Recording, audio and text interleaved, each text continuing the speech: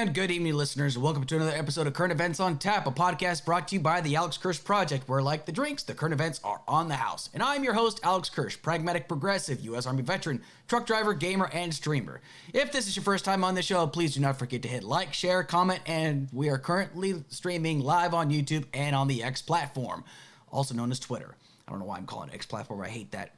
The format for this show is simple. I bring one or more guests onto the show. We talk about beer or beverage of choice and the current events of the week.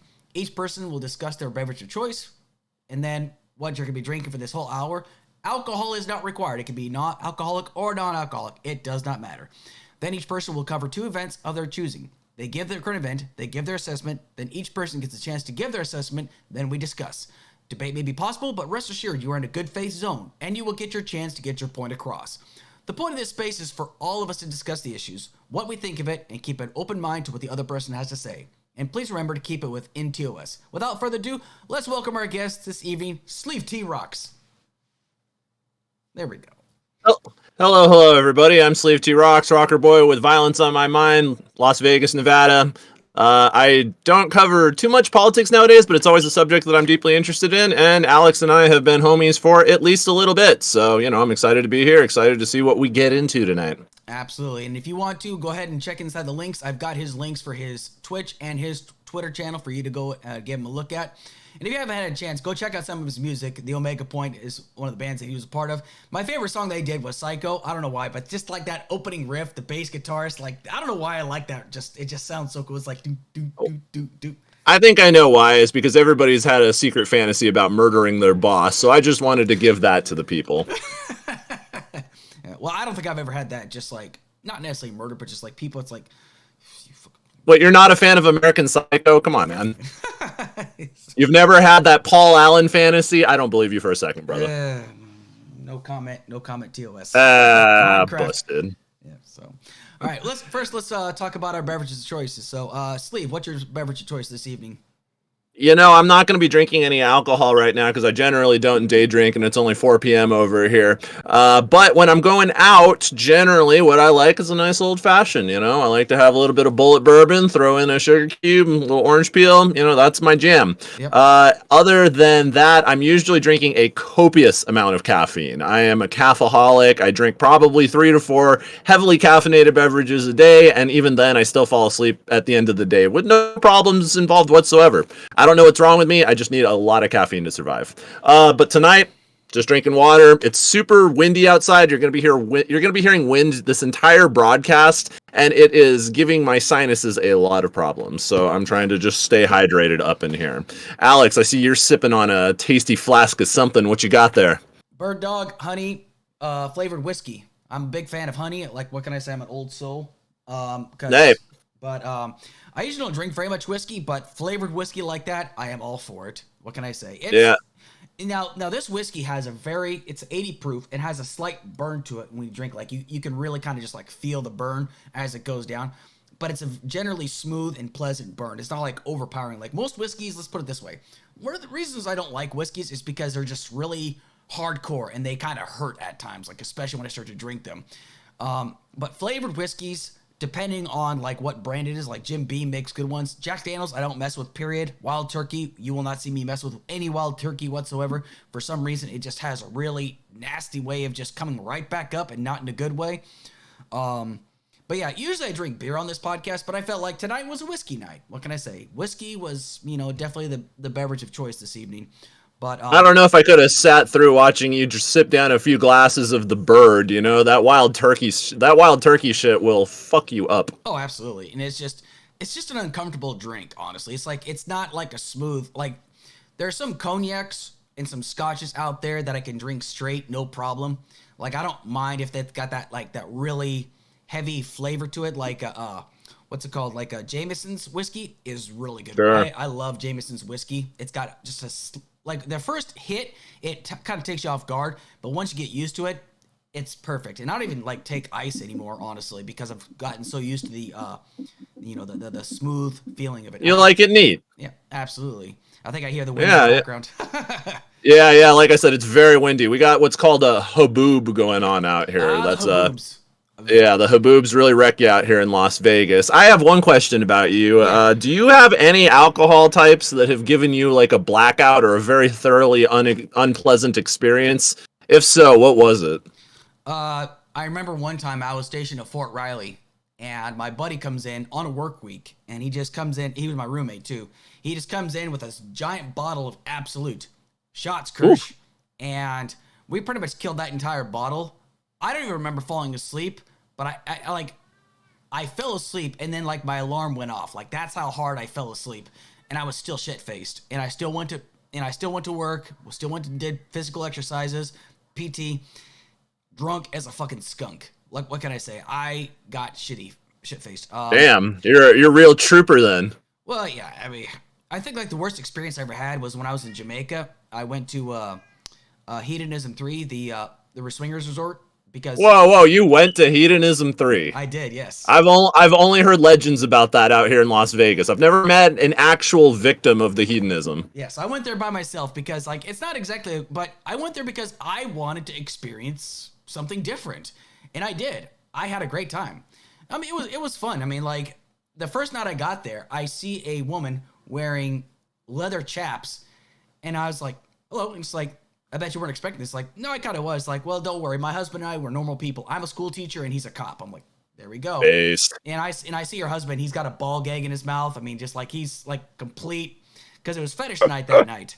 But that night. yeah. Well, and well, anyway, like this drink I had, and all the drinks were free because it was part of your package deal, right? Well, Yep. I had the Bob Marley shot. It was grenadine, creme de menthe, and creme de banana, right? It was supposed to match the Jamaican flag. And it came in a margarita glass, and I drank it, and I was immediately in the bathroom.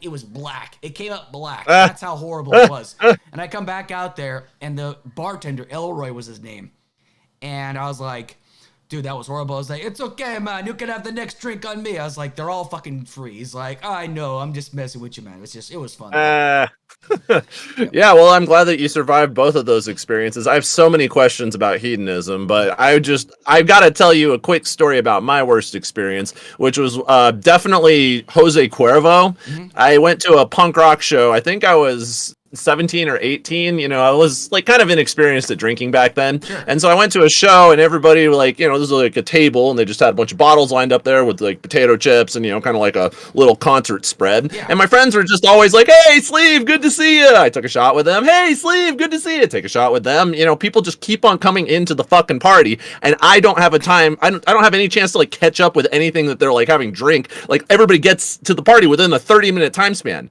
So by the time those 30 minutes are done, I've had like 12 shots of tequila. Yep. And then the punk rock band gets on the stage, and they're like, are you ready to do this, mate? 1, 2, 3, 4. And this big circle pit just starts. And of course, I'm hyped. I'm drunk. I'm like, yes, let's do it. So I start doing the circle pit thing. And before I know it, like my vision just starts blinking. I'm like, oh shit, I don't remember bumping into that fool. I don't remember the songs changing in the set. Next thing I know, I wake up with a flashlight in my face. It's a police officer, and he's just like, what's wrong with this guy? And then I'm like, sorry. And I threw up all over his shoes. So anyways, my friends just profusely apologized for my behavior that night, promised they would get me home safe and sound. Then I blacked out again, and I woke up in the back seat of my car. I didn't know. And then I look out the window. I'm like, oh shit, I'm at my house. Mm-hmm. And then I look into the rearview mirror, and I had long hair. My hair was literally like sideways sticking straight up because apparently I had puked and fallen in it. And then it like hair gelled my hair like straight up. Oh my God. So I'm really grateful I survived that experience, but I think that that's probably the most raunch punk rock gutter punk fucking thing I've ever done when I've gotten drunk. So no more Jose Cuervo for this rocker boy. Of course. Yeah. I mean, tequila does something to some people that doesn't have that same kind of impact on me.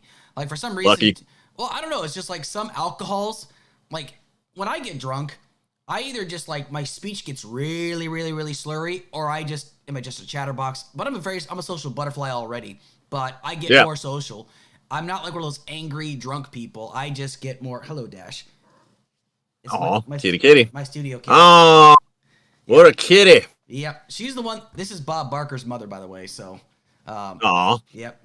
Yeah, you've told me the cat lore. I'm familiar with the cat fam. Yep. But anyway, like I usually just like when I get shit faced, I either get like really slurred speech, and then like I'm being very careful because like I just turned 41, so I have to be much more cognizant about what I drink and have to drink lots of water, or else I'm gonna have the worst hangover ever. And Yep. my wife doesn't want me to feel that way, but she doesn't feel bad for me, and she shouldn't neither because I do this to myself. So it's only fair. Accountability, baby. Where would we be without it? Exactly, 100%. But I still like to just kick back and relax. I mean, that's what this podcast is all about. Just kick back, relaxing. And like I said, I mean, whatever current event people bring up, it doesn't have to be political. I just like to talk about it, just because it's so important. But it doesn't have to be about that. And then, like I said, at the end of the show, like if you want to talk about anything else, I'm an open book. It doesn't matter how long the show goes for. So. Cool deal. Super cool. Well, I have like one idea for a topic that we can go over, but sure. I know that you had two. I know you had two yourself, so we can dive into those ones if you'd like. I'll go and then you go, then I go, then you go, kind of deal, right? So right on. All right. So first topic. So Airman Bushnell on the 25th of February went on a rant on social media outside the Israeli consulate in Washington D.C. and he said the following. I am an active duty member of the United States Air Force, and I will no longer be complicit into genocide. I'm about to engage in an extreme act of protest, but compared to what people have been experiencing in Palestine at the hands of their colonizers, it's not extreme at all. This is what our ruling class has decided to be normal. Now, for those not aware, this is in reference to the Israel-Palestine conflict, essentially, what's happening in the Gaza Strip. He then arrived outside the Israeli embassy in his military uniform, and when he then poured a highly flammable substance all over his body, and as a security officer approached him, asking him if he needed any help, Airman Bushnell, after several attempts to activate the lighter, successfully lit himself on fire and screamed, "Free Palestine," over and over again, and until he screamed in agonizing pain and fell to the ground. Police, Secret Service, and other guards immediately arrived on the scene and began spraying his body with fire extinguishers, with one cop still pointing a gun at him. Now, people are wondering, why does this happen? Why is a cop pointing a gun at him still? I don't think the cops really realized what they were walking into, so they have no idea if the guy was going to lunge at him. I get it. It doesn't make any sense to most people, but it's like a tactical reason for that. I mean, the guy is obviously not a threat to anybody, but, it doesn't make sense to a lot of people, but I get it. Airman Bushnell, however, succumbed to his injuries and died that evening. This sparked nationwide attention, and social media literally lit up like a Christmas tree. People on both the left and the right... No pun intended. No pun intended, right? And people on the left and the right voiced their support or opposition to this. Some supporters called Bushnell a martyr and a man who made the ultimate sacrifice and should be remembered as being a hero. Those who opposed him said he was a coward, a piece of shit, and an anti-Semite. People even wanted to talk about how he's the example of the military under President Biden right now. Bushnell made a post of what appears to be on Reddit under the username AceBush1. Hey, so I'm not a Palestinian and am in no position to endorse or condemn Hamas's actions. That being said, neither are most people, and there are a lot of very confidently ignorant opinions being thrown around. There are no Israeli civilians or tourists who have no part in the oppression of Palestine. That idea doesn't make any sense and betrays a lack of understanding of what the oppression of Palestine even is. Israel is a settler colonist apartheid state. All of its residents or their immediate forebears have moved there specifically to settle on stolen land whose people are being cornered and cleansed just a few miles away, or right next door in the case of the West Bank. There are no Israelis but the genocide of the Palestinian people. To bring this into stark relief, there is an example of the music festival which the liberal states and media have made such a point clutching their pearls over. A music festival. How could it get more innocent than a music festival?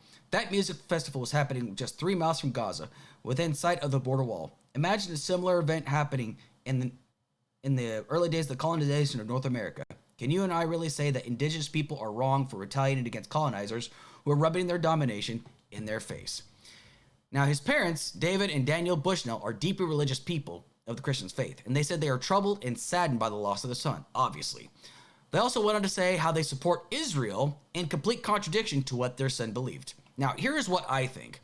I don't think Aaron Bushnell's message is really going to solve anything, honestly. I don't think he was brainwashed or convinced to do this by anybody, but I'm not really going to be qualified to say whether he was or was not having a mental episode. But based upon this, he seemed to be focused and went through with this self-immolation.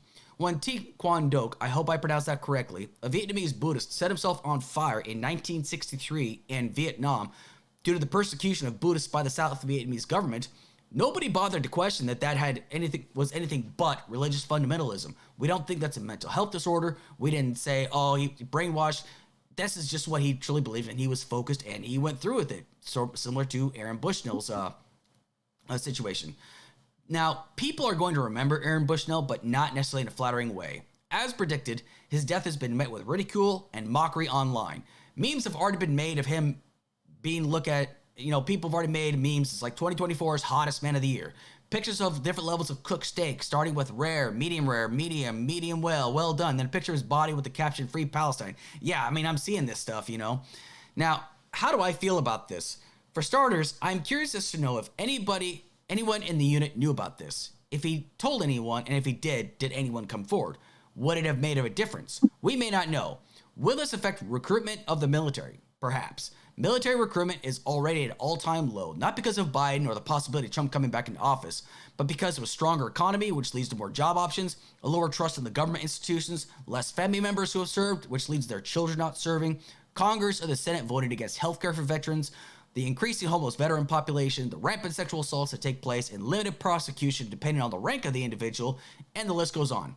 Do I think he should have done the self-immolation? Of course not. I don't believe that anybody should, harm themselves, especially protests. Should he have done this protest in military uniform? Of course not. I don't believe in that. Do I agree with him about the slaughter of innocent Palestinians? Yes, I do, because I can't ignore the fact that so many innocent Palestinians have been, murdered. They had nothing to do with it. And I'm not going to tolerate anybody saying, oh, well, they voted for the Hamas government. I don't care, okay? There are people that had nothing to do with the attack, and they are being slaughtered. They're being told to move from one location to the next, and they're still being bombed to oblivion. I can't go with that. Are there other ways of showing solidarity without protest, without using the military uniform? Yes. His message, however, was to show that the U.S. military itself is taking part in the slaughter, and he did not want to be complicit. That was his message. Young people could be very influenced by this with the disastrous foreign policies in the past, and this could add to people's hesitation for joining in the first place. Now, Sleeve, I know that's a lot that I unpacked right there, but what are your thoughts about this?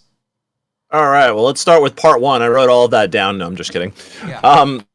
So let me just point out that I think that you're really astute in observing the fact that no matter how powerful this symbol is, no matter how much it's going to capture the world's attention, and no matter how much people are going to notice what he did and what he was talking about, which is a powerful message, it's not going to be able to be taken very seriously outside of a lot of memes that you're going to be able to see online. The problem is that we live in a culture right now where I feel like we are so removed from humanity that we laugh when people we don't like die. We laugh when people do things like this and just turn it into memes instead of taking the message seriously. And doing something like this isn't nearly as brave and heroic as the monk that lit themselves on fire to protest, as you rightly pointed out, was religious fundamentalism in that case. But nowadays it's just like you said, we're gonna see the medium rare steak memes, we're gonna see all those, and I can't laugh. I can't lie, I was laughing at every single one of those memes you brought up. Those are hilarious. But unfortunately that's generally what this guy's legacy is going to be summed up to right now. We're not gonna take this with any kind of empathy, especially if you're more on the Israeli side than the Palestinian side in this conflict. And even if there are some good points to be brought up about the Palestinian conflict, I just think that this is going to overall just be an absolutely worthless loss of human life, when there are actually more powerful ways to protest. For example, Colin Kaepernick captured the nation's attention when he knelt for the national anthem. Now, that was a peaceful protest that hurt nobody and got a huge national dialogue started, and he didn't have to harm himself. He didn't have to harm other people. He didn't have to throw paint or soup on top of a priceless art, priceless piece of artwork or anything like that.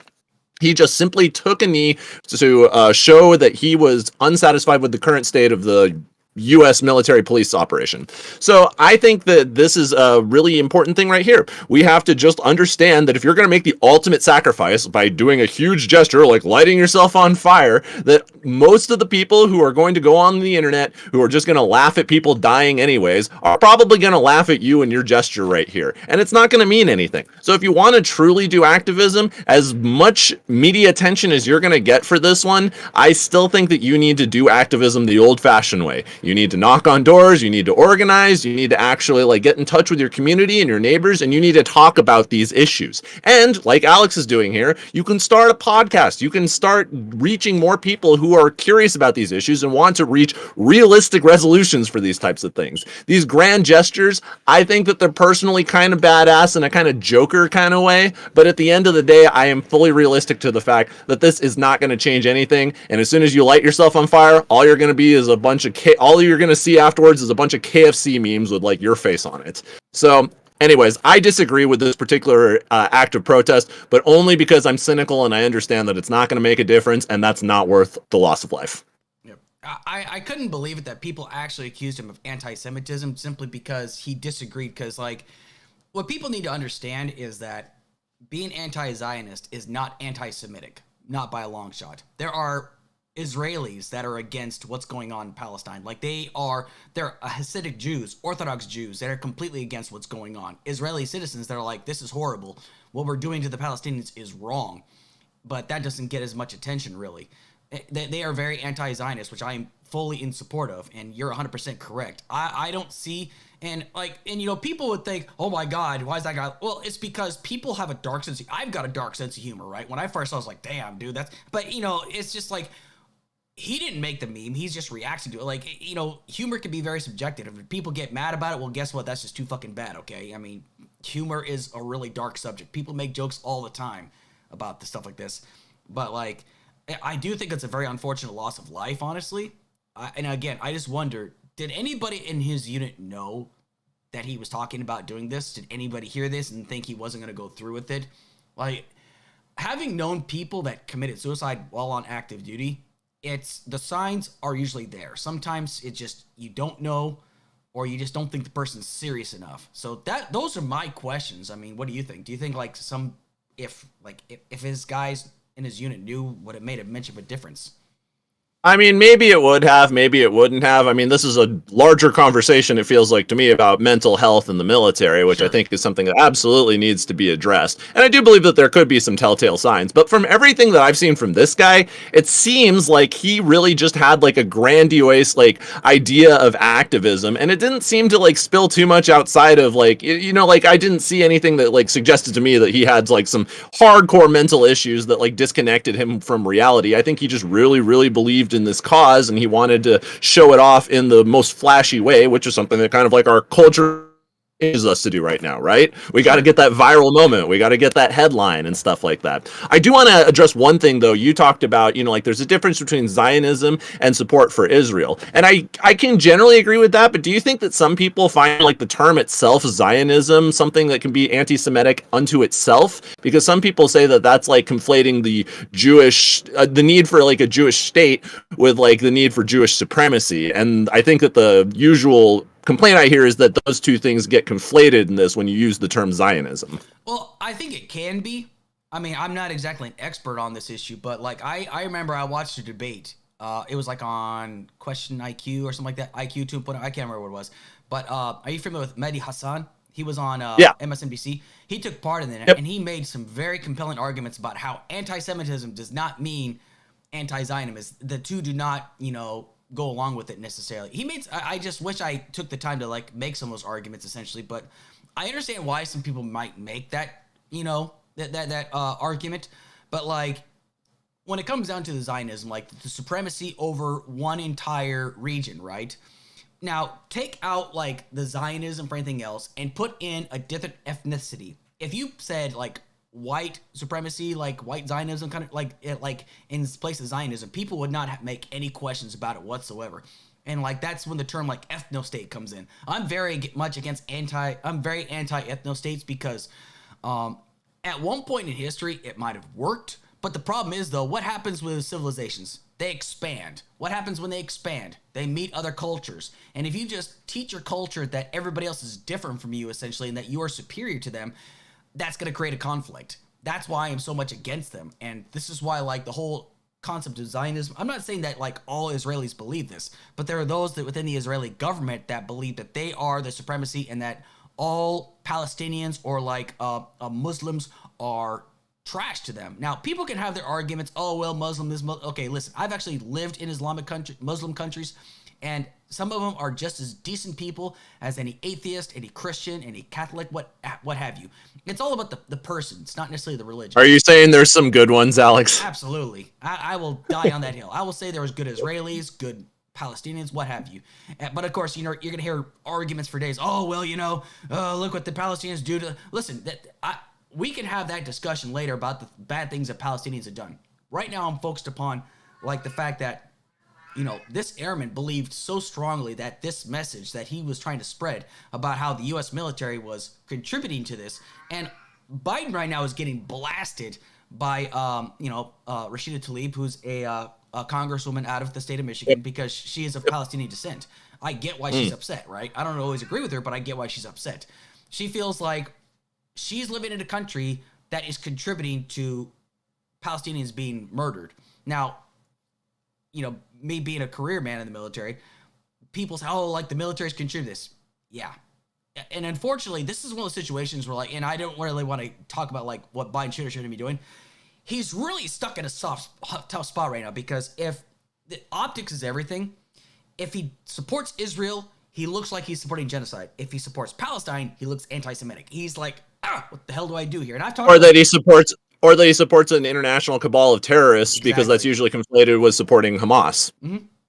Absolutely. But and the United States, no politician wants to be aligned with terrorism. That's like the ultimate albatross you could hang around your neck. Absolutely. So yeah, and so I just really want to hone in on this Zionism thing really quick. I'm sorry if this is dragging anything down, let me know. But what I think is like being like what we were talking about. If you said like there was like a white ethno state, people would have a problem with that. I agree with that. I think that the problem with Zionism generally is the fact that people, there's like the idea of the supremacy of the state of Israel, and then there's the idea of Jewish supremacy. Mm-hmm. So that's what I'm curious about when they talk about Zionism. Are they really concerned with just the aims of the nation of Israel and its expansionist policies, which have obviously like kept on growing and growing throughout like the West Bank, as we start to see like settlements get smaller and smaller? Like, I think that that's like a fair criticism, but then people sometimes also conflate that with like a larger idea of like Jewish supremacy, like the JQ, like kind of like people who have like overarching plans for society, and they want, and Israel is just like a cog in that. This is actually about a much larger plan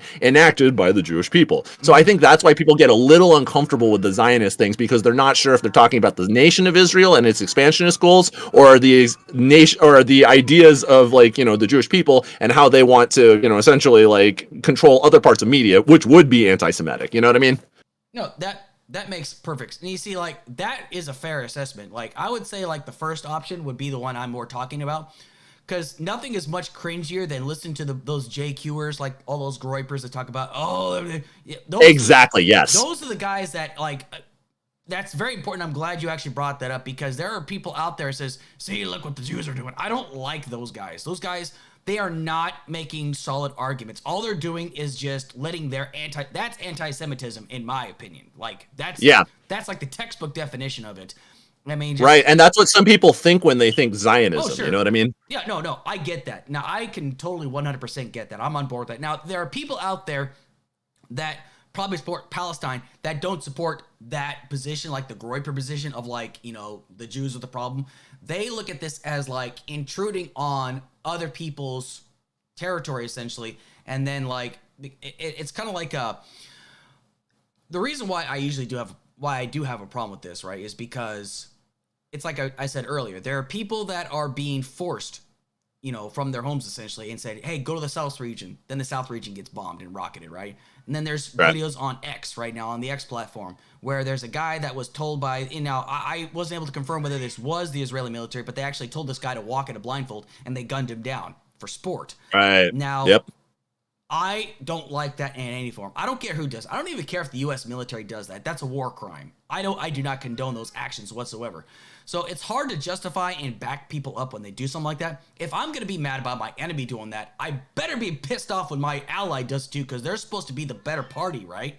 I mean, but you're 100% right though. Like, it's important that people understand, where are you focusing your angst? Is the Zionism this option or this option? I'm really terrible when it comes to latter and former. I always get this mixed up, so I don't even try that. But, it's just like option A or option B. Which Like when people use the term illegal occupation towards Israel, I'm not offended by that because I think that that's actually like a very realistic way to look at it. Sure. I don't. You're a horror fan, right, Alex? Oh yeah, absolutely. Yeah. So you heard about Scream 7? Have you followed that saga at all? I stopped after Scream 2. Okay, fair enough. Well, in Scream 5 and 6, the main character was Melissa Barrera. She's an actress, and she's really vocal about her pro-Palestinian stance. Sure. Now, they were gearing up to do Scream 7, and then she was posting things about the dance festival and the terrorist attack and what have you. And she was saying, like a lot of the stuff of Israel's response, and she was talking about how she was displeased with it. The studio fired her and told her that she was being an anti-Semite and that they don't support actresses who, they support terrorism, essentially, is what they accused her of. Yeah. Then everybody else in the Scream franchise all quit the movie, including the director and Jenna Ortega. Because in my opinion, there shouldn't be any problem with talking about the Palestinian conflict. No. However, there is like a strong voice that doesn't want people to question that kind of stuff. And so, there is like that line you're walking where you want to like talk about the right thing. You want to maybe have a protest or anything like that. Sure. But there are voices that want to silence you about that. And I think that usually it's just involved with like people who are very hawkish about, both United States and Israeli foreign policy. And they do have like a disparaging view about Palestinians, as you rightfully pointed out. But it seems like even in America, like just talking about that kind of stuff, like a lot of like the powers that be don't want you talking about like that kind of conflict because there is such a strong military industrial complex that backs like everything. So anyways, I think that situation right there summed it up very well for me, was the fact that Melissa Barrera basically broke up all of Scream 7 simply for speaking out about the Palestinian issue. And I think that that's why some people like the fact that they did that to her, that's why the conspiracy theories pop up, I don't believe that anything shady happened, but people are now like, oh, look at this, like, they're coming after you, the Zionists and stuff like that. And so it's like, it's a really tough issue to talk about. And, there's like powerful positions that you can lose if you talk about it in the wrong way. Oh, I agree. I think that's absurd that people just like fire her. Last time I checked, she's allowed to have an opinion. I mean, granted, okay, yeah.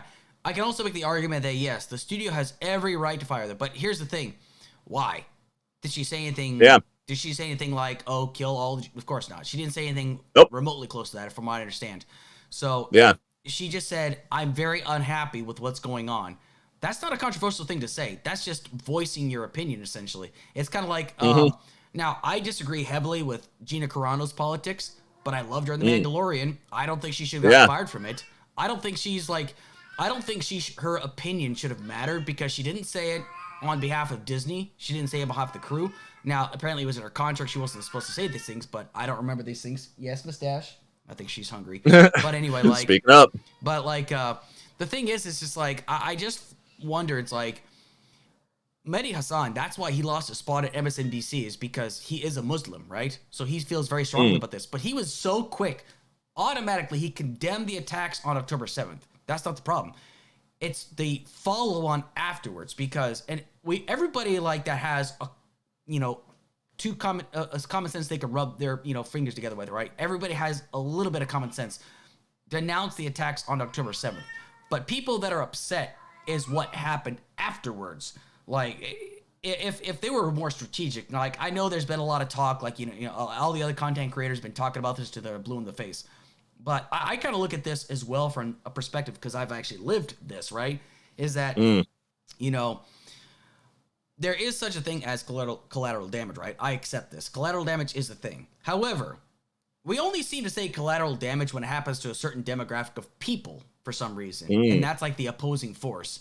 But let's not consider an act against us collateral damage. That would be completely insensitive. I mean, I'm not going to say that what happened on October 7th is collateral damage, not by a long shot. But why is it we're so quick to dismiss what's happening to the Palestinians as collateral damage? That's just, I think the intention would probably be the difference in that one, right? I mean, like October 7th was like a very clear and intentional, like an aggressive attack on the Israeli people when there were no military targets. It was like a festival, Yeah. you know. And I won't deny that, like, you know, there are some things that we can talk about, like, you know, blurring the line between like human shields and you know, how we engage in warfare where we know that we're going to have like collateral damage, civilian casualties and things like that, and we try to make like strategic decisions on how many people we're willing to let die in those situations, which I think is abhorrent. I think that's disgusting. And I really don't think that there are very many ways that you can justify that to yourself outside of, well, it's for the aims of the military, you know. But when it comes to like what they did on October 7th, I think the reason why I'd have more trouble stomaching that is because people were fucking dancing. People were just having a good time. This is like if like one of those like Las Vegas like music festivals like Sick New World happened, like System of a Down is playing, and then all of a sudden like Iranians like start jumping out of airplanes and start mowing everyone down. Like, this is collateral damage for the Iran nuclear deal. They're limiting our economic. I wouldn't like give that any credence. I'd be like, no, you just shot up a bunch of people who like, you know? Yeah, no, of course. No, I mean, I don't disagree with you whatsoever, but it's just like, you know, with the amount of people that have died in this conflict, they just like, oh, those were, you know, this is just like, I think they just are so quick to dismiss it and will just accept it. That's what my point is. Yeah, and it is disproportionate, I'm not going to lie, because the Israeli military has far more capability to take out far more human lives and infrastructure than any of the Palestinians or Hamas or like any, you know, like terrorist organizations could possibly have a shot. Like when they fire rockets into the Iron Dome, they have like one of the most sophisticated like military technologies to shoot all of that out of the sky, as opposed to like, you know, all they can do is be like, hey guys, you got 48 hours to leave this building or else because it's not going to be here tomorrow. You know, like it's totally disproportionate, and the amount of lives that the Israeli military can take out is unprecedentedly disproportionate. So it needs to be handled with care. But like it just bothers me when people like can't even be honest about that part, where, and I'm not saying you, but I mean like when I talk to some people about the October 7th attack, they act like, well, do you know how many people the Israeli military killed compared to how many people were killed on October 7th? I'm like, yeah, but the people on October 7th had no military aims. They were just innocent civilians and they just got mowed down. And people will say like, oh, well, that's because of the, you know, the run-on effects of like the overall conflict. But I don't like looking at it like that, because I think if you live in a country and your military is doing things, sure, like you can protest it, you can vote in new politicians, but if you're just like going shopping or just listening to music, I don't think that you're just fair game because of the overall conflict. And I think that that kind of mentality about warfare in general is really terrifying, honestly. It is. It truly is. You're 100% correct on that. It's just, I really think that it's just, I think it's because there's a lot of people that kind of look at this from like a, you know, smaller perspective of me. Like I try to look at situations like this from a completely, you know, not just a military, but from a human perspective, essentially. And like, that's why, like, you know, when October 7th happened, I was mortified. I was horrified. I was like, oh my God, those poor people. And then it's like, Israel is pretty much going to just unleash ungodly holy hell. And I know that, like, again, I know that some people are going to die by collateral damage. It's just the fact of war. War happens just like that. I mean, when I was shooting artillery in Afghanistan, they said, hey, you know, your target is this high explosive factory. You're going to use these types of artillery projectiles to blow up this. And then just like, as far as we know, the building's like deserted. Okay. But we didn't know that. I mean, I had no view, but I was just pointing and shooting kind of deal. Right. But like, if people were in there, they were collateral damage essentially. Right. That's just like the nature of beast. And it's a really cold way to look at it, but that's just the way things are essentially. But like, I just feel like there are times like where I wonder, is Israel really being careful at times? Or are they just saying, fuck you, we're just going to just bomb the shit out of you? And then like I said earlier, like they were just using the guy's target practice. I'm not okay with that. That's to me is abhorrent. And, you know, kind of going back to the topic at hand, like with Aaron, like, I have no idea why he did this, and like apparently people are saying, oh, well, you know, he saw classified material. I don't know. I'm not going to speculate on what he did or did not see. Wait, people think he saw some classified documents that made him do that? I don't know. That's just like what I'm seeing on Twitter and X, and I don't take that shit with a grain of salt. I go where the facts take me. So all I know is he just saw what was going on. He didn't want to be a part of it, essentially. He felt like he was contributing to slaughter, and I get that. I understand how he feels that way. I don't feel that way necessarily, even though I get where he's coming from. You know, I try to see it from his perspective, and I understand why he feels that way. That's why there's such thing as conscientious objectors, people that feel like they don't want to be a part of this kind of deal. So it's just, but you and I pretty much hit the nail on the head. This isn't going to go anywhere for him. People are just going to make fun of him. They're going to make fun of his family. I hope please don't harass his family, for crying out loud. You know, Yeah, of they're course. suffering enough as is, I mean, I'm not saying you, I'm just saying in general. Oh, well, I wasn't laughing at his family or Yeah. anything. No, I got you. No, I wasn't talking about you. I was just talking about like in general. I just don't think anybody should be like harassing his family because they're already suffering enough as is. So, but let me bring up this point really quick, because it is interesting that, like, it takes a lot to get noticed in today's world. You have to have that viral clip. Being a hot girl and running up and saying kiss or slap is not going to get you, like, the million followers that it used to. Like, you really have to do something dramatic to get, like, out there and get your message heard. Sure. And it's pretty crazy, like, sure, like, I do, like, kind of, I laughed at the memes. I do think overall it's going to be, like, memeified. But this is an international headline. We are talking about this conflict because of what he did. Mm-hmm. And so it's hard for me to endorse, but it's just from a sheer outcomes-based perspective. We're talking about it, you know what I mean? And there are major outlets that are talking about it. So you have to wonder, like, was that extreme act that I don't endorse, by the way, was that what it takes in the modern world to get your voice heard? I want to know your opinion on that. Unfortunately, yeah. Like, people are drawn to controversy. It's you sell the sizzle, not the steak. You go to where if it's like when I was talking last week with Lethe. He says if it bleeds, it leads. That's where people are drawn to. Even if it's not true, even if it's not accurate, people are gonna jump all over it because that's what's gonna capture their attention. So yeah, we're talking about it. I mean, I've already talked about the Israeli-Palestinian conflict, but it's just like the fact that now a member of our military did this to themselves, essentially. Hey, Barbara, how you doing? Barbara's one of my most loyal followers, so she always... What's up, Barbara? But yeah... But let me... Sure, to that point, like, we're talking about, like, how that is, like, one of the few ways that you can get your voice heard nowadays. We both admit that there are other forms of activism that you could have done, like we talked about, doing a podcast, doing that kind of stuff, but that stuff's not as flashy or as showy. Do you think that there is something that he could have done instead of dousing himself with gasoline and lighting a match that would have, like, had anywhere near the impact towards this, like, national conversation than that? Nope. Is there anything that could have even been, like, maybe half as effective? Well, and if there is, would that have been the preferred way to talk about it? Well, he could have gone, like, there's plenty of social media outlets. Like, TikTok is very, very popular, especially if you get enough people talking about it. But it also depends on, like, how flashy you make your yeah, it's too bad that he wasn't a blonde girl born with a big butt, because then he could have just, like, twerked and talked Palestinian conflict. Then he could have totally taken advantage of TikTok. Oh, sure, absolutely. I mean, it really kind of depends on the person. Like, the reason I do this is because I like to have in-depth conversations. I'm not trying to do it for, like, fame and stuff like that. I'm having fun with it, essentially. But yeah, of course. But, like, you're 100% correct. Don't lie. You thought you'd get famous if I came on the show. You don't need to undersell it. I picked Sleeve specifically for this reason. Yes. But no, you're correct though. It's just like, this is the one that caught the most attention. And unfortunately, he lost his life at the end of it. And, people, again, they can make fun of him. They're going to make fun of him. They're going to say, why are you supporting this? It's like, no, I'm looking at this from an objective point of view, essentially. So, but, yep. But, like, the suicide being the method, like, you've seen the show 13 Reasons Why, right? Did it...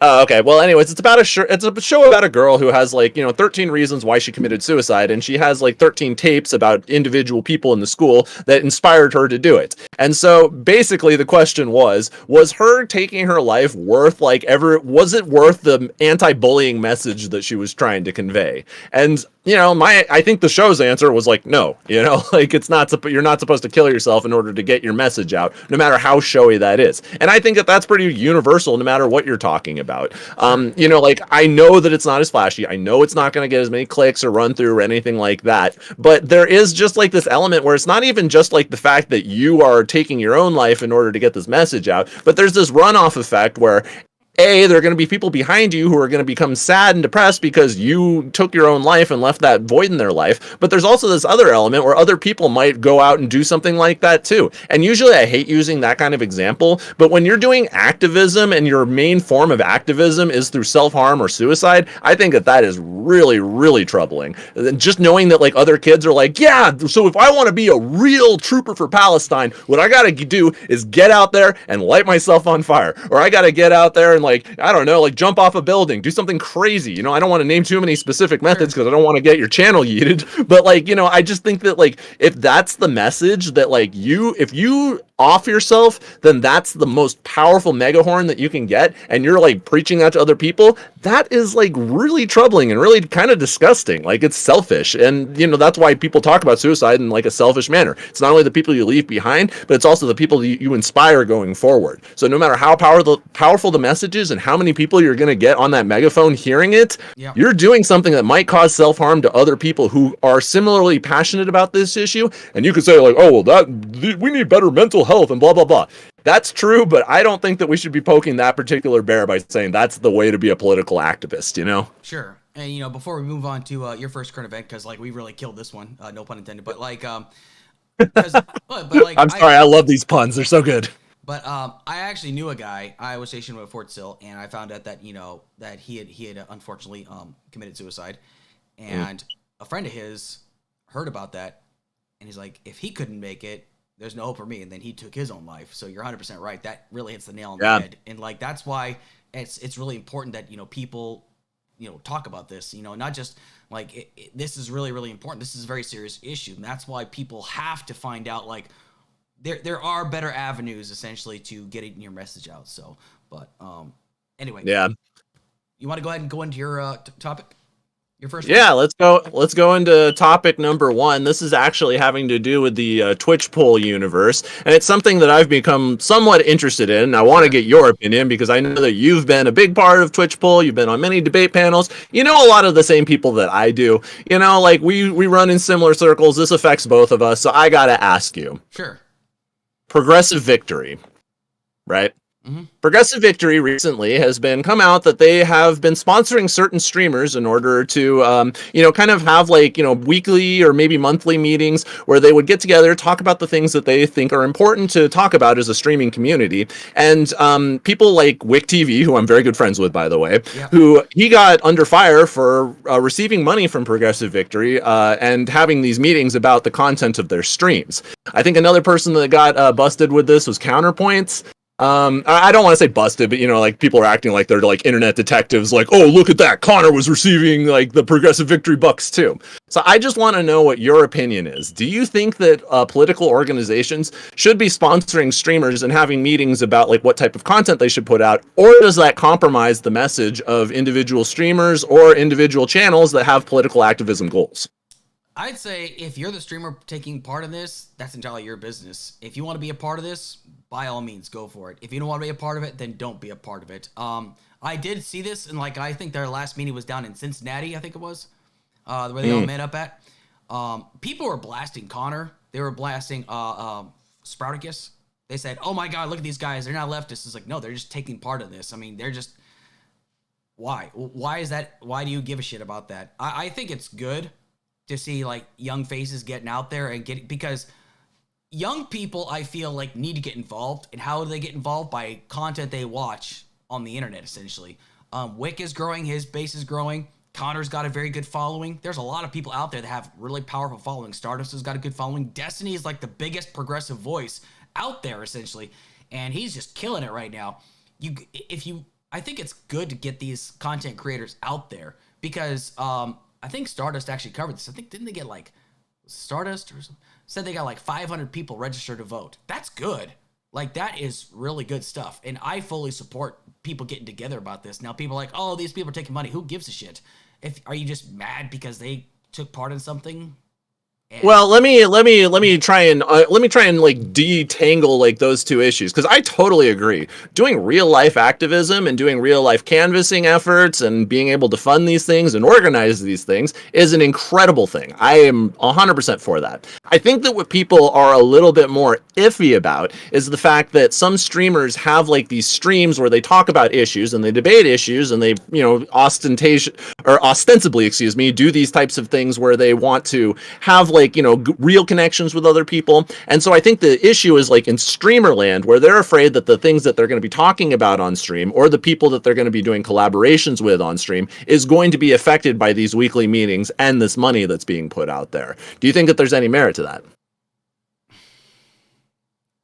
If I'm going to be honest, I have no idea. I don't know if there's any merit to that whatsoever, because okay. Like, I haven't seen like, I think I would have to see like a pattern or something like that involved. Like if after about a couple months, if it seems like there's some something behind the screen, like maybe, but like, are you saying that like there might be some implicit bias for the streamers? Like they're only going to be like, okay, let's take like independent journalism, for example, right? You got somebody that's like catching fire. Let's say Joe Smith has the Joe Smith podcast. He then gets picked up by like a big mainstream media outlet, essentially. Then he's essentially driven to only push certain agendas, but there are certain topics he is not allowed to discuss from then on. Like it could be something as simple as talking about plastic surgery. You can no longer talk about plastic surgery, right? And let's say that was a hot button issue for them, and they can no longer talk about that. Is that like kind of what you're getting at, essentially? I just want to make sure that I'm understanding this. Yeah, kind of. I mean, like, here, I'll just give you a straight up example that I think I heard from this whole debacle, which was the issue of the Israeli conflict, and how I think that what some people were saying is that there was like these weekly meetings where they would talk about the issues and how they want to talk about them. Obviously, they say that there wasn't any pressure to like, to talk about it like that. But I think that there was like, on the Israeli issue, they were usually uniformly like on the side of Israel. So when like, for example, people come on to like WIC TV and talk about it, there seemed to be like more of like a positive spin for like the pro-Israel side. And some people think that that could have been, it hasn't been proven in a court of law or anything, but that could have been because there were weekly meetings where they had decided that there should be generally like a consensus around like pro-Israeli standpoints. Does that make sense? Sure. Okay. Yeah. Yeah. I think I see where you're coming from now, but do I still think so? I don't know. I think it's too early to say, essentially, because this was the first time I'd seen something like this come together. So I could be wrong, but I haven't seen anything as of yet. So yeah, is that kind of fair? Yeah, that's fair. I mean, like I said, I think that this is issue simply because Wick, he says that he was like pretty transparent about this. He had talked about the fact that he had like received money, and from Wick's point of view, this is how I look at it. If you are trying to run like a legitimate streamer platform where you're trying to talk about politics, you're trying to bring other streamers together and have what are hopefully intelligent conversations about politics, that if somebody like a legitimate organization like Progressive Victory comes in and wants to help legitimize what you're doing, that probably feels really good. Like you come in and now it's like, hey, you're not just like a streamer who's like doing panels. Now you're actually part of a progressive coalition where we can actually make real world change in politics. Mm-hmm. And so I think actually that's a pretty positive thing. Assuming that you're being very transparent about all of this, because the sleuths of the internet, the little web detectives, are going to try and find conspiracy theories in everything. They thought that they found huge conspiracy theories with like pizza and Hillary Clinton's emails and shit. People want to feel like they're in on something. So if they even get an inkling of thinking that like there is a compromised element of your streamer platform where you're talking about politics, they, in my opinion, rightfully could feel uneasy about that, even if I'm putting myself in Wick's position. If I had like a large progressive organization that wanted to help legitimize my platform, that would feel really good. And it wouldn't even necessarily be like the money's like lubricating my lifestyle. It's more like, people are investing in me because they think that my platform is worth investing in to help the progressive cause. Sure. But that's like where the conflict comes in right now. The people who are saying like, you're not being transparent enough, and I think that this is going to impact the message you're giving, versus like, I want to be a legitimate progressive organization, and now I have like some backing to do it, Sure, absolutely. I think that does like make a little bit more sense, because it's not the first time I've heard an accusation that Wick is getting money or something like that from certain people like that are very influential. Like apparently they just talked about the other day, like is he promised anything by Brianna Wu, essentially, and he says no. Yeah. He says he hasn't been promised. Like at least I think that's what he said. I don't want to misquote him, none. But like, when you say promise things by Brianna Wu, what do you mean, like money? Opportunities, like better opportunities. Oh, okay. Yeah, like opportunities, not necessarily money, but like opportunities, which could lead to like better financial situations, essentially. And he said, no, I've not been promised anything like that. If I was offered it, I'd think about it. I think I don't want to misquote Wick. I don't want to make it seem like he's making promises that he has not made. This is what I remember. I was working at the time, so I'm like moving shingles and stuff at the time, like trying to like listen to this and stuff. But anyway, like but I think, like, I can see why some people might be a little sketchy about it, but that's kind of like where I'm a firm believer, trust but verify. Get your ducks in a row first before you start lobbing accusations. But people just love to just start. It's kind of like that, sell the sizzle like the steak. People love the controversy. Like, I could start a controversy tomorrow. Hey, Progressive Victory went out and tried to get Joe Snuffy on his podcast essentially, and this is what they're doing. There's like some very mischievous things behind the closed doors, and Joe Snuffy is like getting really popular, and people are like, wait a second, is there like a hidden agenda behind this? Is this guy like for real? Is this guy very genuine? Is he transparent? I think I see now where you were getting at. Yeah. Again, do I really think that's what's happening? I don't know. I don't know enough about Progressive Victory. I just know about the streamers that were there. It was in Cincinnati, and I was on my 2-week break from work. And had I known about it sooner, I probably would have tried to make the drive down there. But that's a bit of a hike for me, honestly. But it would be cool to like network, because networking is one of the things I want to do, especially with the streaming community.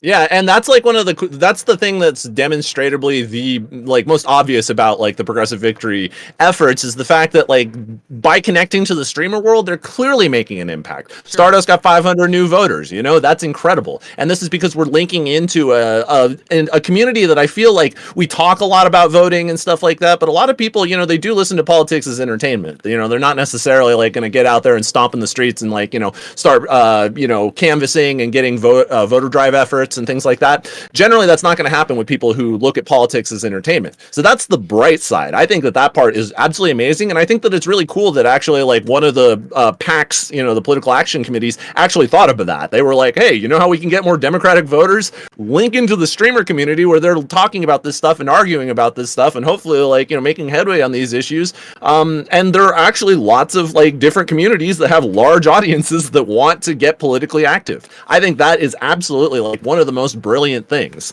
I think, and where you're talking about, you know, you mentioned Brianna Wu. I think that this is like my biggest fear for like this whole Progressive Victory thing. Sure.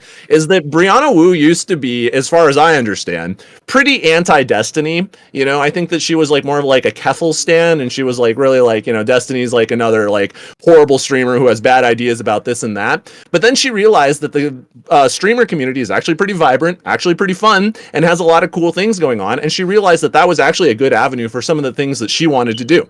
She wanted to link into the streamer community. But as we all know, you have to kind of break your way into the streamer community. You got to do a lot of panels. You got to like do a lot of stuff to navigate this space. What makes that way easier is money. And so she was like, I want a seat at the table. You know what I'm going to do instead? I'm going to buy the table.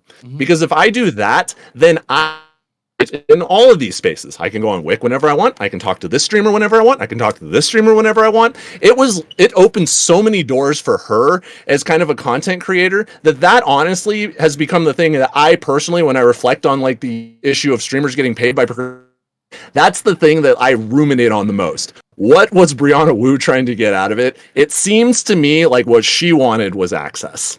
Any thoughts on that?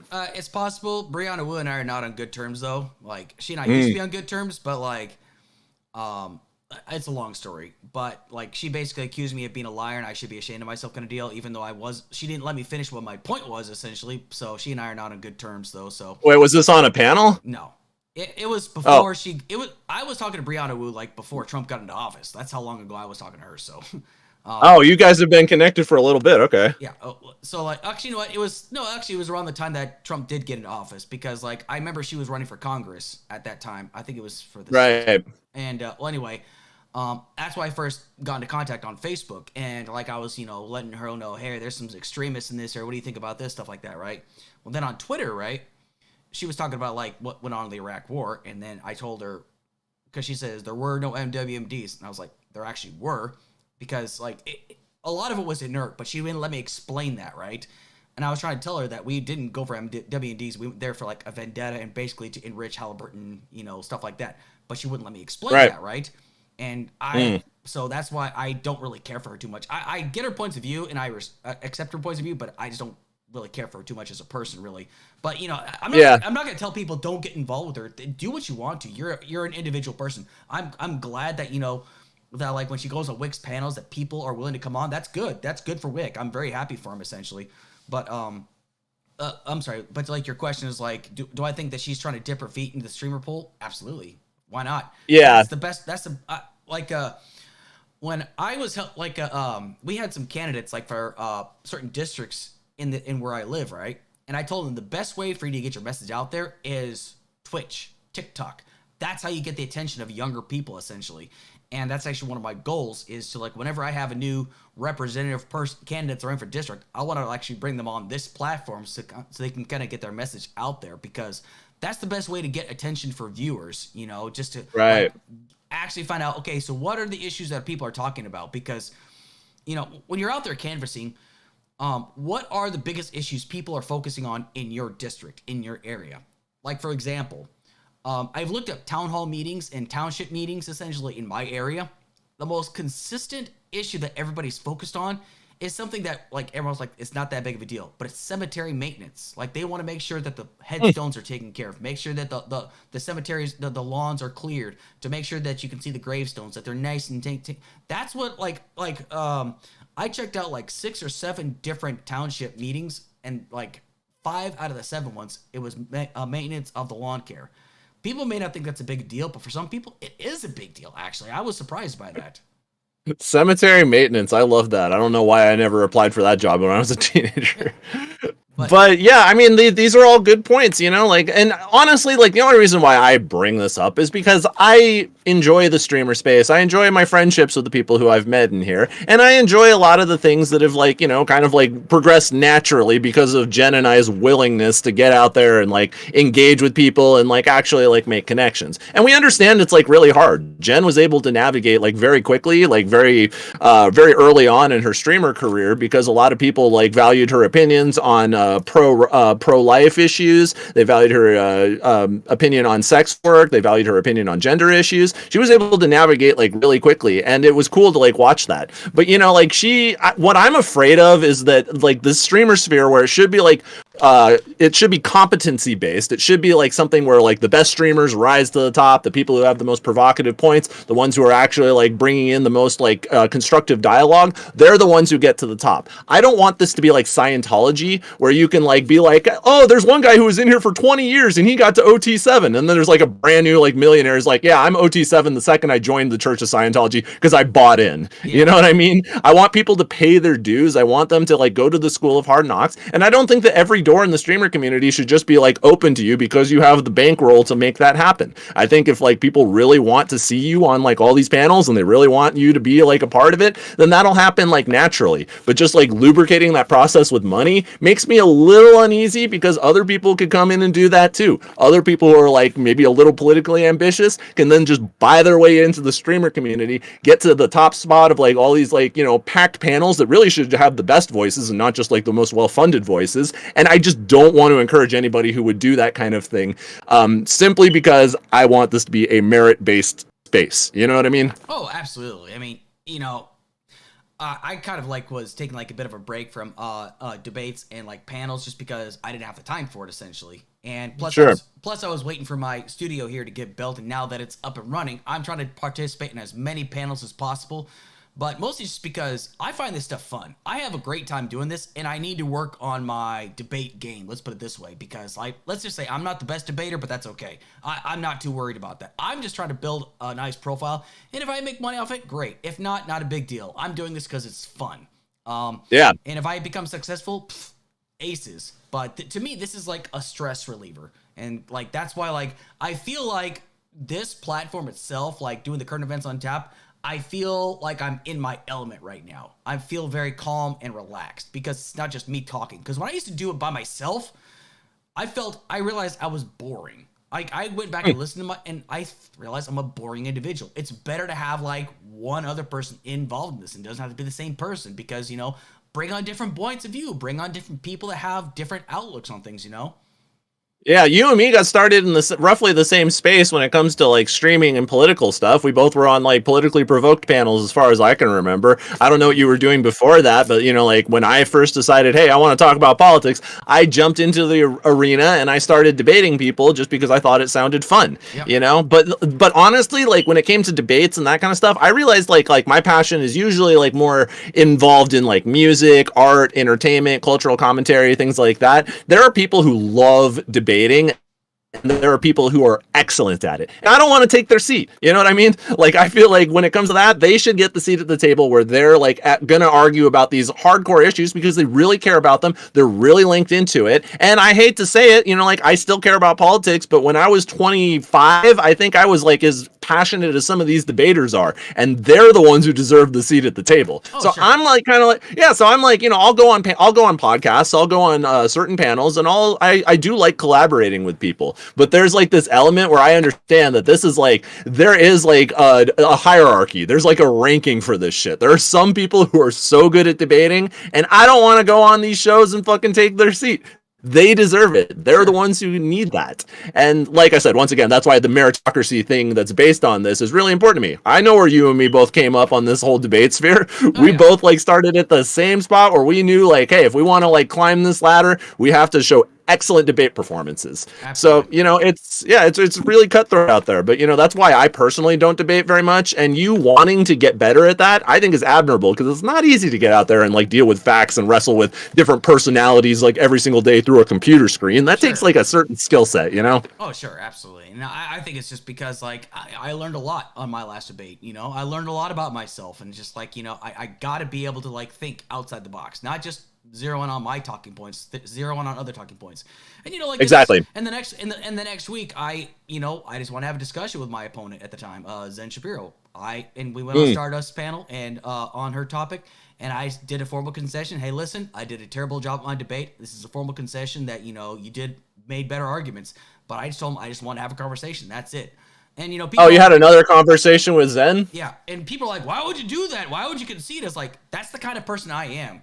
I own up when I am not, when I fail, because that's called progression. That is called growth, personal growth. Owning up to your mistakes and owning up when you realize you did not do a good job. And, you know, I got a lot of hell for it. I got a lot of hell from that debate, but that's okay.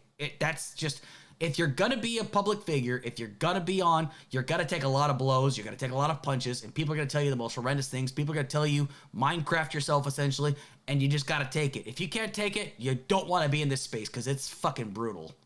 Yeah, trial by fire every single time. And you got to really like be able, you know, to do this kind of thing. You have to be able to like deal with harsh criticism. Oh, sure. People are going to call you like idiot. People are going to call you like all sorts of like fucking names. And they're really going to be mean, and they want to hurt your feelings if they think that you didn't live up to their like debate standards and stuff. Yeah. So the fact that like you're able to be like, all right, that was brutal. You know, like I went through there and maybe I didn't have the best answers that I could have possibly had. Mm-hmm. Maybe this wasn't my best showing, but you know what? I'm dedicated to improving on this art. Like, that's great. That's like if you went out into the NBA game, you were about to like do that final score, and you like twisted your ankle. You're like, all right, shit, didn't win this game. The next time when my ankle's healed, I'm coming back into that arena better and stronger than ever. And the fact that you have that kind of mentality just shows why people like you should be debating and people like me should not, because this is not a skill I'm really like wanting to work on necessarily. Absolutely. Anything else you want to hit on that topic, or are you ready to move on to the next topic? Nope, just wanted to get your views on Streamerland here, and I'm glad that we touched on that subject, because I think it's pretty interesting. Oh yeah, I think it's good. It's important. I mean, we're all involved in this kinds of community, so it's good to harp on that. Exactly. Yeah. Next topic. Alabama had a recent court ruling that considered frozen embryos as children. So Alabama has decided to halt all IVF procedures. Now that IVF is in vitro fertilization, essentially, especially for people that are having trouble conceiving. Senator Tammy Duckworth of Illinois is someone who had both of her children due to infertility issues via IVF. And she sought to bring an immediate vote to her Access to Family Building Act, which will establish a statutory right for an individual to access, without prohibition or unreasonable limitation or interference, assisted reproductive technology, services such as IVF, and for a healthcare provider to provide ART services. Establish an individual's statutory right regarding the use or disposition of the reproductive genetic materials, including gametes. Allow the Department of Justice to pursue civil action against any state, government official, individual, or entity that violates the protections in the legislation. That's just good. I like that. And create a private right of action for individuals and healthcare providers in states that have limited access to I'm sorry, I screwed that up, to ART. Now, here's an example of a person that is actually suffering from this. A woman by the name of Sarah Houston of Alabama had her uterus removed after a diagnosis of cervical cancer. She, however, wanted to have another child and wanted to undergo the process of IVF. Now, I didn't look more into this, like how she was going to go about this, but she was going to utilize IVF for this. Now, due to the new Alabama law, this procedure is now on hold. And what's most interesting is that Senate Republicans like Senator Hyde Smith said that the bill went way too far and that no state has banned IVF. But, however, this procedure is now on hold. This woman wants to have another child. I thought, Republicans were here talking about, pro-life, pro-life, pro-life, pro-life people, right? Now, since Roe v. Wade has been overturned and sent back to the states, the attack on pro-choice has run especially wild, especially in conservative states. Now, I could give a laundry list, but I feel that this is the one that's the most important. That women have a right to be worried about this because pregnancies from rape have increased nearly 520,000 rapes that were associated with 64,565 pregnancies across 14 states. That's according to the JMA Internal Medicine magazine, essentially. That's their website. That's a metric fuck ton. I don't care what anybody says, like, it's such a small case. That is 64,565 pregnancies as a result of rape. And basically, in these 14 states, they're basically being told, no, you gotta maintain till birth, which I think is completely fucked up. Now, more and more restrictions are occurring when it comes down to what a woman can or cannot do with their body. Now, I'm a firm believer that, should it be used? And now my positions have changed significantly. Now, do I think it needs to be used as a form of birth control? Personally, no. But do I still think I have a say in it? Absolutely not. But I worry about this, and I'm sure there's a lot of other women out there that are worried about this because this is where it just begins. It doesn't end here. The more they push on this, the more they're going to the more ground they gain from this, the more they're going to want from this. So what are your thoughts about that? Well, I think that this, I didn't know too much about this bill until you sent it to my Discord. And what my first thought was wow, this is really another thing that kind of makes the whole pro-life argument a little bit shakier, because every time that they talk about embryos as literal babies and what have you, then I just have the Destiny hypothetical in my head of, okay, there's 10 embryos, they're ready to be in vitroed in a petri dish, there's 10 of them right here, and over here there's a crying baby. The building's on fire, you can only save one of them. Which one are you going to save? The logical consistency for saying that those 10 embryos are going to be even more valuable than the one live baby is the only natural conclusion you can really come to on that. Because you would have to believe that that's 10 lives that you're saving if you took those embryos out of the burning building versus the one life you had if you had the baby. And that's why personally, this whole idea of thinking that those are literally human beings, I think is just so whack, because then it just leads to so many other offshoot issues that I don't know if they've even thought about. How are you not okay with IVF, but you're not having this massive effort to stop every miscarriage in the United States, because that's literally a holocaust of babies that's happening all over every single day. If you believe embryos are children, then the miscarriages are the number one murderer of babies in the country. And you have to think we need to get these women into treatment as soon as possible. As soon as they have sex, we need to get them to a hospital immediately. Make sure that the egg wasn't fertilized. Make sure that if it was fertilized, that egg is going to grow into a healthy gestation period. There's so many stupid questions you have to ask if you really believe an embryo as a child. And there's this whole form of activism around miscarriages that you're conveniently forgetting when you're focusing on things like IVF or I don't know, even first or second term abortions. So to me, it just sounds fucking ridiculous. And I always roll my eyes when people talk about as soon as sperm meets egg, it's a human baby, it's a life, it's an actual, but I mean, actually those two terms are fine. It's when they say it's a person, that's when I get annoyed. I'm how is that a person? And if that is a person, then how are you not freaking the fuck out over miscarriages? That's my opinion on it. Oh yeah, I 100% agree, because I remember when that, I brought it up in a recent panel I was on with Lethe Water Kai's panel. We were talking about this, and I brought up the fact that there was a woman down in Texas. She had a non-viable pregnancy. She wanted this baby, but it was non-viable. It was going to die anyway. She was going to be put at risk the more she carried this, but she had to leave her own state to get this taken care of. Now, I think it's absurd that a guy had a bunch of embryos and test tubes, and then they want to treat that the same as murder. I think that's completely absurd. So I'm really kind of concerned about this, because the party of personal responsibility, limited government, is becoming really a huge dictatorship when it comes down to the treatment of embryos, essentially. And because there are people out there that were incapable of conceiving a child through natural means. That happens, IVF is a way around that to basically make it to where you can still have a child, essentially. And this is important. But the fact that, there's governments that are saying, you know what? Yeah, let's put all these on hold. There's no legitimate reason as to why they should put this on hold.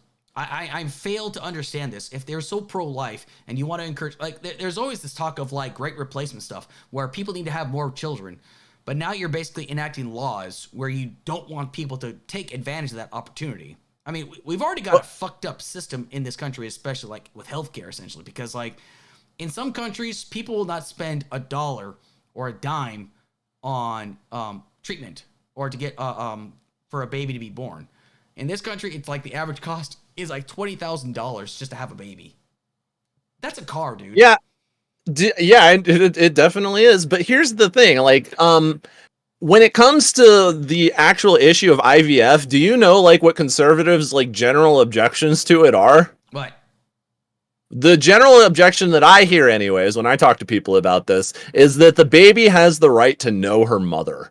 And so what they're really trying to target are people who are using surrogates, for example, couples who have surrogates, because, well, now they're never going to know their real mom, and a baby has to know their real mom or else they're going to grow up to be a criminal or something. And the other thing, and this is the one that really gets their goat, is that homosexual couples can now have children together. And that's what I think they're really upset about, is the fact that IVF opens up biological children to homosexual couples. Dave Rubin, for example, ostensibly a conservative, was torn to shreds for the fact that he and his husband had 2 IVF children on the way. They were saying this is the most fucked up thing I've ever heard of. This baby's never going to know her mother, his or her mother, and this baby is going to essentially have to be grown up by 2 men when they desperately need the nurturing quality of a woman. I really think that when I started bringing the homosexuality equation element into the equation, that's when I started to see why they're so upset about IVF.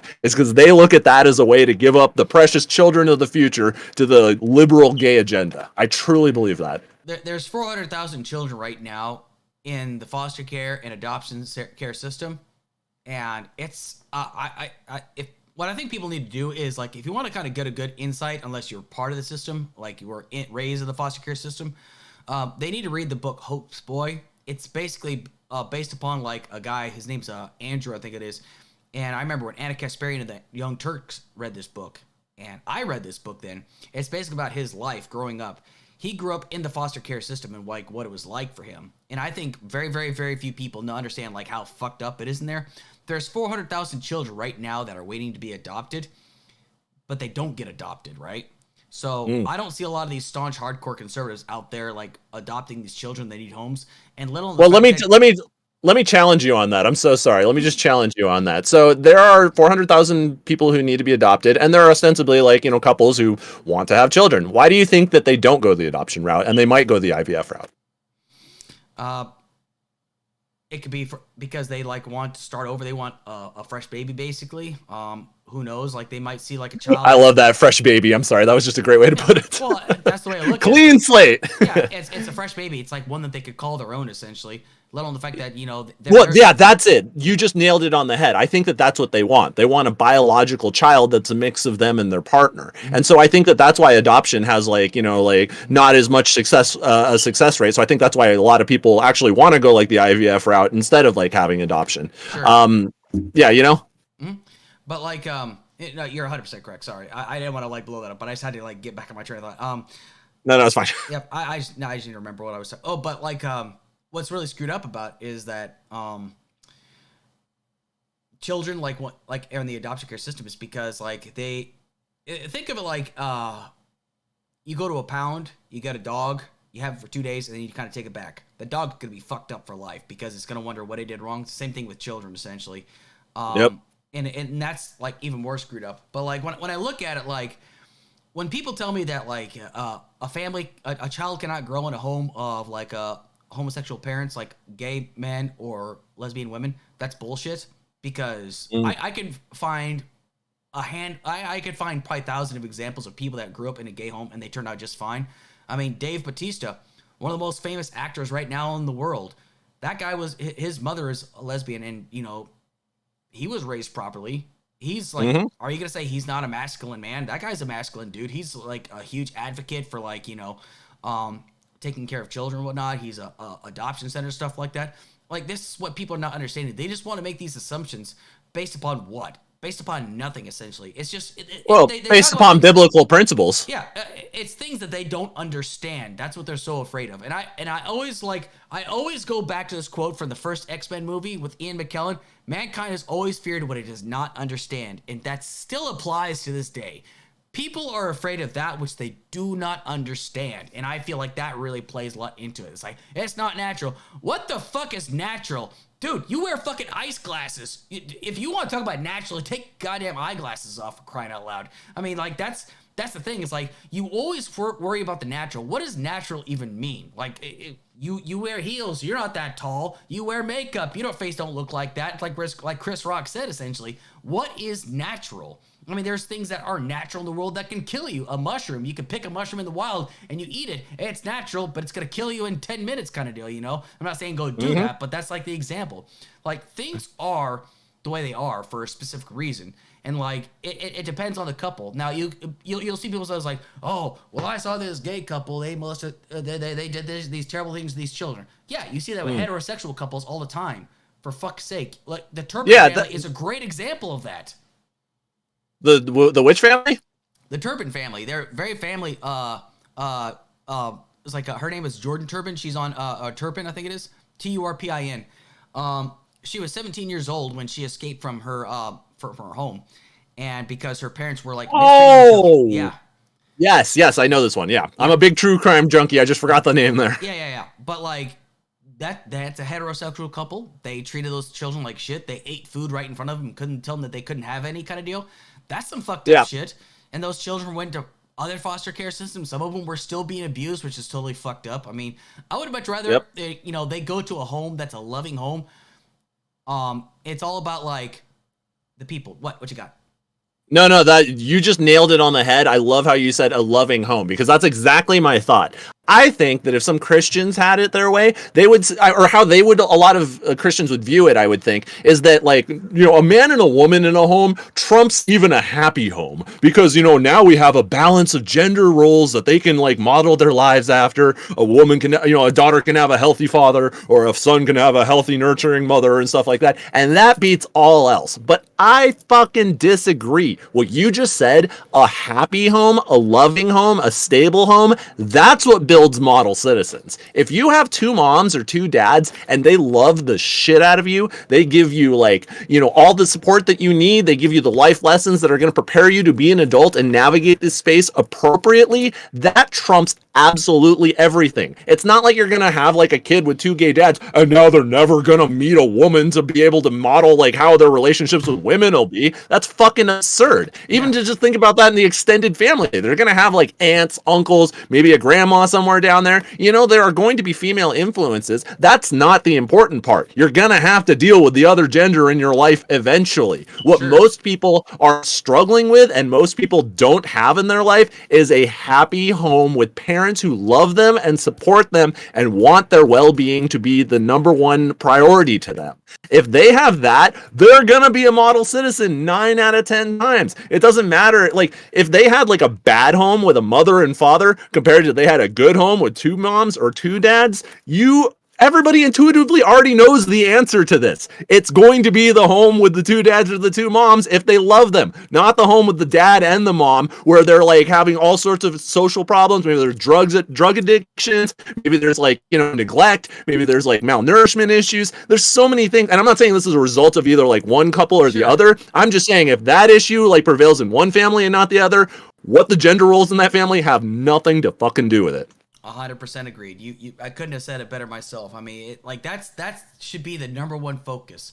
Is this child going to go to a good, loving home? Are they structurally sound? Are they financially sound? Because in the book Hope's Boy, the Andrew, the family that he grew up with, and the family that he actually like stayed with throughout high school, that he went to college with and stuff like that, the mother was very abusive. But the only reason why that they had so many foster care children was because of the money they got from this. They didn't give a shit about these children, essentially. I would much rather a child, because like children are very influential, right? and they see everything and they experience everything and they learn based upon the environment that they're in. If they see, like, I was fortunate enough to grow up in a happy home. My mom and dad, they were very happy together until my father passed away in 2013.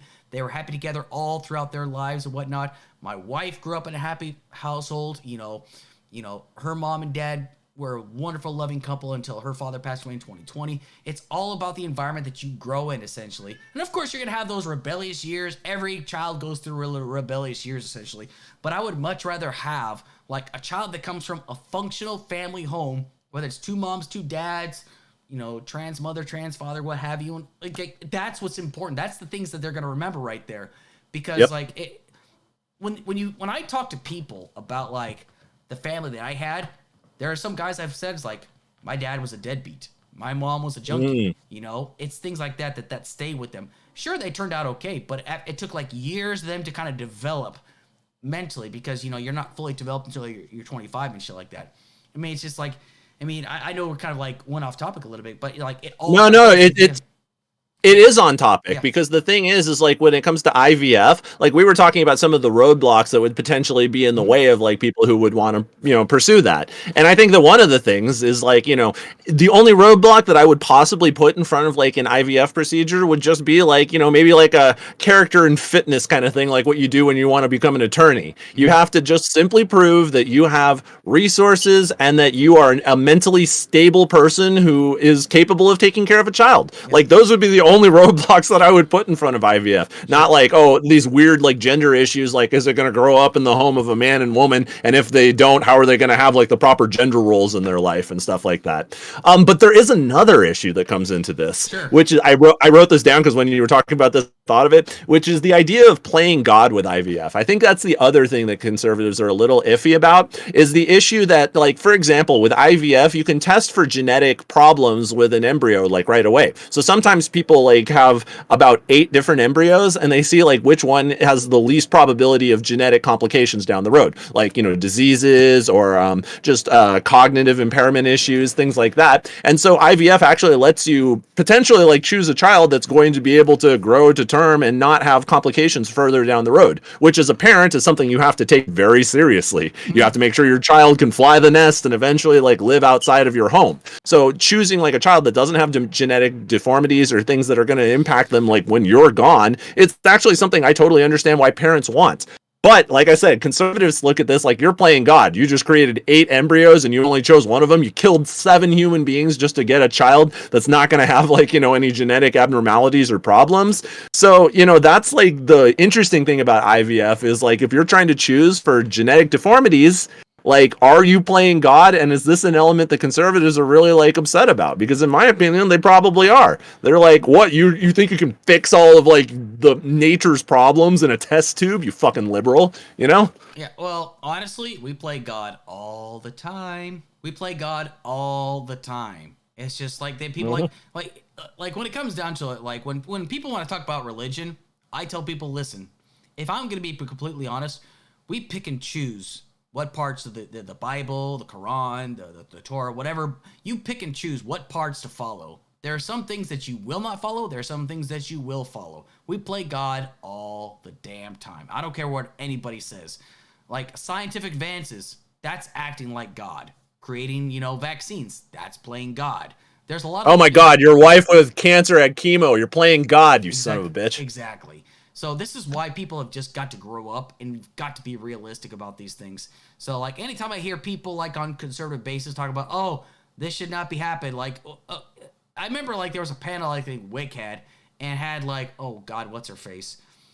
She considered like surrogate mothers as a form of like human trafficking. I was like, get the fuck out. Yep, that was Genevieve was on that panel. Yes, that was Madam Genevieve, my girlfriend, by the way, for everybody, and Ali Drummond is her name. She goes by Real Femme Sapien. I remember this debate very well, and this is what really gave me a lot of like things to chew on for the IVF debate. Yep. Like I thought Ali was like machine gunning out bullshit dog shit arguments, and you could tell that she knew that she was because she would shut up like every time that Genevieve would challenge her. She'd just be like, "Yep, Well, I just don't think it's right. She knows her audience. She knows it's like a Christian audience where they really like have like these playing God issues that I'm talking about, and they don't want to see like anybody else. And Genevieve's issue with IVF, or like her wanting to talk about it and see it in a positive light, makes perfect sense. She's a cancer patient. She's not going to be able to carry her own child to term. And Jen and I are interested in having genetic children. It's something that we've thought about like very deeply. And so for Allie to ignorantly just say like, well, unless it's your sister, this baby's never going to know a real mother, you know, like I'm just, how can you possibly come to this conclusion outside of like some very narrow-minded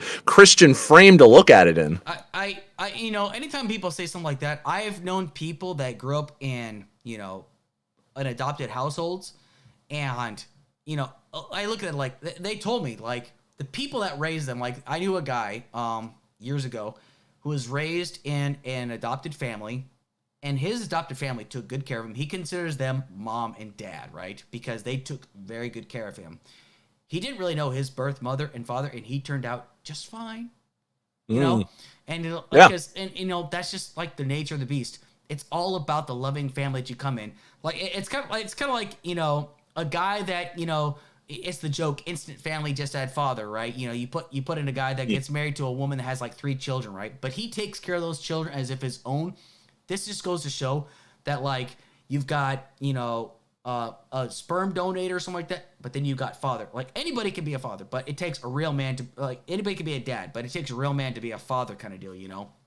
Yeah, totally. I mean, I'm thinking of The Last of Us as you're saying this, you know what I mean? Timeless tale about a man who loses his biological daughter and then 20 years later meets a girl who he has so much in common with and feels so protective over that she might as well be a blood relative by the end of that. This is a subject I think about a lot, which is the fact that family isn't just blood. Family is like who you choose. Like, for example, like I'm sure that a lot of people feel very protective over their pets, almost to a paternal level where they would like fight to defend their cats or their dogs or something like that, because they have that internal they have that paternal instinct to protect an animal, a different species. And that just shows to me that family is something that you choose. Family is something that you can build, and family is not always just going to be blood relations. So I don't know, it feels like this is like an old schooly kind of way. It's like a scribe is supposed to be like writing the surnames on the family tree and stuff like that. But I think we all know emotionally family is not just a bloodline. Family is the deep emotional connections that you build. So with IVF, for example, the mother is really not going to have like if the mother personally has an issue with that, that's one thing to consider. But like the child itself, this is never even going to be like an issue, I would imagine. I don't think that there are like too many children who would have been born by IVF who know that their parents are their like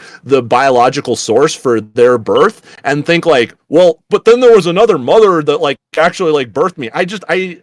Maybe people feel that way, but I have never heard that in my life. Yeah. You just pretty much hit the nail on the head. Ancom just jumped in and gave the blood of the covenant is thicker than the water of the womb. Chosen family is far stronger than genetic relationships. That's 100% accurate. Like, there are some people that don't even talk to their biological family anymore because like some biological family members will just, you know, cut sling load on you based upon who you vote for. And it's just like, that's fucked up, honestly. But like, it's sad that we're at that point essentially, but like there are people out there like where their family members will like disown you or will just like, sorry, I don't want nothing more to do with you, go live with somebody else kind of deal. And then like that family that takes you in, they're the ones that actually like, you know, stick it out with you through thick and thin. They think that the blood relationship like literally like trumps like how they treat you in a lot of these family instances. They're like, well, I'm your father, I'm your mother, and I can treat you however I feel like I can, you know, like, and they wonder like why like afterwards like the blood ties weren't strong enough to keep their kid from moving to a big liberal city. You know what I mean? Like this happens time and time again. This is like why there's so many lost children in like Los Angeles or San Francisco or whatever, is because family blood ties are not going to be the chains that bind. It's going to be the connections you build with your fellow man. So yes, your very wise audience member here is right on the money with that one. Like, it's absolutely like why you have to treat your family good and why you have to like choose your friends wisely, why you have to build your connections smartly, is because blood ain't gonna fucking keep you together. It's gonna be like that emotional and you know, just like these deeper ties that are way deeper than just genetics. 100%, absolutely. You know, it's just like, you know, that's why you cut people that are toxic from your life, essentially. There are so many people that I thought were really close friends of mine that I realized that they are just too far gone. I cut them out completely, and I don't even talk to them anymore. That's just, it's better for my mental health. But like, Yeah. I've got close family members that I talk to them as much. I don't talk to them nearly as much as I should. But like, but yeah, it's just it's really important. No, you are who you surround yourself with, essentially. So I'm a firm believer in that.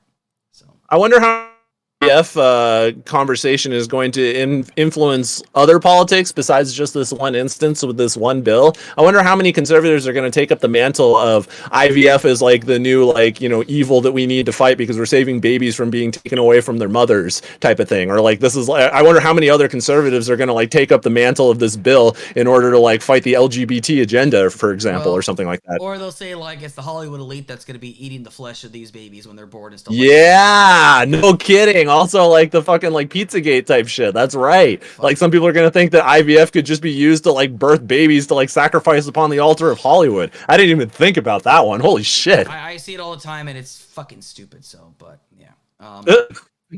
Jesus. Yeah. This is a great podcast. Baby eating. I love it. Cannibalism. Yes. All right. Yes. The juicy topics. No pun intended. Speaking of medium rare, so. Based. Yep. Based. You want to go into to your last topic for the evening? Yeah, actually, I just wanted to talk to you about something that's not entirely politically related, but I've been hearing, you know me, Jen and I ran our dating podcast. We had Sex, Drugs, and Rock and Roll. You were on the first episode. You told us that great story about Kansas City strip clubs and how sacrifice works. I was very amused by that story. I'm really upset that I don't have a clip of that anymore. I looked everywhere for the archive, could not find it. I'm sorry, man. Yep. That was like my favorite story that I had ever heard. But yeah, so my point is like, you know me, I really like some of the dating podcasts, like some of the Fresh and Fit type stuff. I don't like their opinions, but I do like the disagreements and the arguments and stuff like that. But there's one show that I fucking hate, and that's the Whatever podcast. I'm absolutely like in hate with the show 100%. Every time that Brian, the host, starts saying anything, I want to run my fist through the monitor. And it's not because he has such controversial opinions. Myron Gaines has really controversial opinions on all sorts of stuff. And I still find Fresh and Fit somewhat listenable. But Whatever podcast, this dude, like literally, he's just like, word, big labia matters, and he just has all these stupid like fucking meme opinions that don't progress the dialogue whatsoever, and everything that he does is just for like money or jokes. Like he doesn't care about men and women's issues at all. He just brings on girls to like make fun of them, and all he really cares about at the end of the day is that dollar bill. However, Fresh and Fit, I actually think that they do care about men and women's issues. I actually do think that they have an idea, at least, about how they want men to get better, and they put that together into a packaged ideology, which they try to disseminate to their audience. Now, what I want to know from you, Alex, which one of these two models do you think is going to be harming men more in the long run? Oh, the Whatever podcast, without a doubt. Just because, like, they give some of the most horseshit, dog shit, fucking hee-haw, fucking cornball, fucking advice that I've ever seen. Like, I listen to this shit, and there's a certain person, I will not mention his name, but somebody we're both associated with. We've talked with before many times. He's like the worst last name begins with a W? Yes, and he lives in the same state. Yeah, okay, yeah. So, but, like, he gives, like, he gives, like, the worst fucking advice that nobody should fucking listen to whatsoever, okay? Because he's like the last person anybody should be taking any advice from. But here's the thing. The reason why I find their podcast entertaining sometimes, just because like some of the points of view are just like, when I saw that woman with the fucking stuffed raccoon try to attack the host, I was like, what the fuck am I listening to here? What is this shit? That was the best episode. That was so good. It was like, what the fuck is this? But like, it's just because there are times where I feel like some of the female guests on there, they have interesting points of view. I feel like they make fun of them. Why? Because they are OnlyFans models. Now, you know me. I fully support women to have continuity of their own body. I get why they don't want to get into like the Pornhub, X-Hamster, all that kind of stuff, because it's very exploitative. Yeah. I get that, right? I totally understand. That's why I like the OnlyFans model. Even though, yes, people are probably going to steal the material and put it onto another third-party website. That's going to happen. It's the nature of the beast. But they actually have more say over what content they produce, right? I get that. But the thing is just like, just because they are OnlyFans models, it does not mean that they are not human beings, that they don't have something to contribute. Because, you know, as a guy, and, you know, I never told this to, like, you or Jen, but, like, you know, there was a time, like, where I wasted a lot of money, like, talking to webcam models, essentially, because I was single, I was lonely and stuff like that. And was it good for my bank account? No. Was it good for my mental health? Honestly, for that time being, it was. It was kind of like going to a strip club. Yeah. It was. Yes. Yeah. Yes. Based. I love you, Alex. I love how you're going down this road. It is true. It is true. Yeah. I mean, even if it's like a false sense of security, you feel better about yourself, even for that little bit. And like, when I went to the strip clubs, like some strippers, some of them just will like having a conversation. Yeah, they got to go up on stage and dance their bit. And sometimes they'll sit down. Yeah, they got to make money and stuff like that. But sometimes they just like to be talked to like a regular person. And there's nothing wrong with that, honestly. And like, that's why sometimes a lonely guy like myself would find myself in these, like, spending $1.99 a minute in these websites, because like I am terrible about picking up women. There's millions of guys like me, honestly. And like, so when they pick on these women, right, I'm just like, okay, I get why you're doing this. You're doing this for clicks. You're getting $200 donations essentially from a bunch of guys that hate their content, but so jealous, by the way. They're not jealous. They fucking purchase their content. I'm jealous. I'm jealous of the $200 donations. Oh, yeah. Let's be clear. Oh, yeah, absolutely. That would be great. But like, the thing is, like, these guys that Somebody give Alex a $200 super chat, please, right now. Well, I don't have enough followers for super chats yet, so, but shucks. Trying to help you out. Sorry. I know, I appreciate it. But a lot of these people that hate on these OnlyFans models and stuff like that, these are the guys that are buying their content the most. They're just ashamed to admit that, though. Like, I'm very honest and transparent. I don't buy the content, but I fully support this. Why? Because, there are guys out there who's like, well, do you think a guy is ever going to be with you? I'm like, yes, the fuck they will. A guy is going to see this woman for who she is. She'll say, listen, I'm an OnlyFans model. But if a guy cares about her, it's not because she's an OnlyFans model. It's because of who she is as a person. He's going to see, like, if her name is Cammy Smith and she goes by, like, K-Star or something like that on OnlyFans, he's going to see her as Cammy Smith, not as K-Star, essentially. He's going to see her for who she is, and people are going to, like that, essentially. And he's going to be drawn to her. Now, people are going to make fun of them for that, but a true man is going to see past that. It's like, listen, you're worth the trouble. You're worth it for me to, take it to the next level. Now, should it work out between the two of them? That's not for me to decide. That's between that couple right there.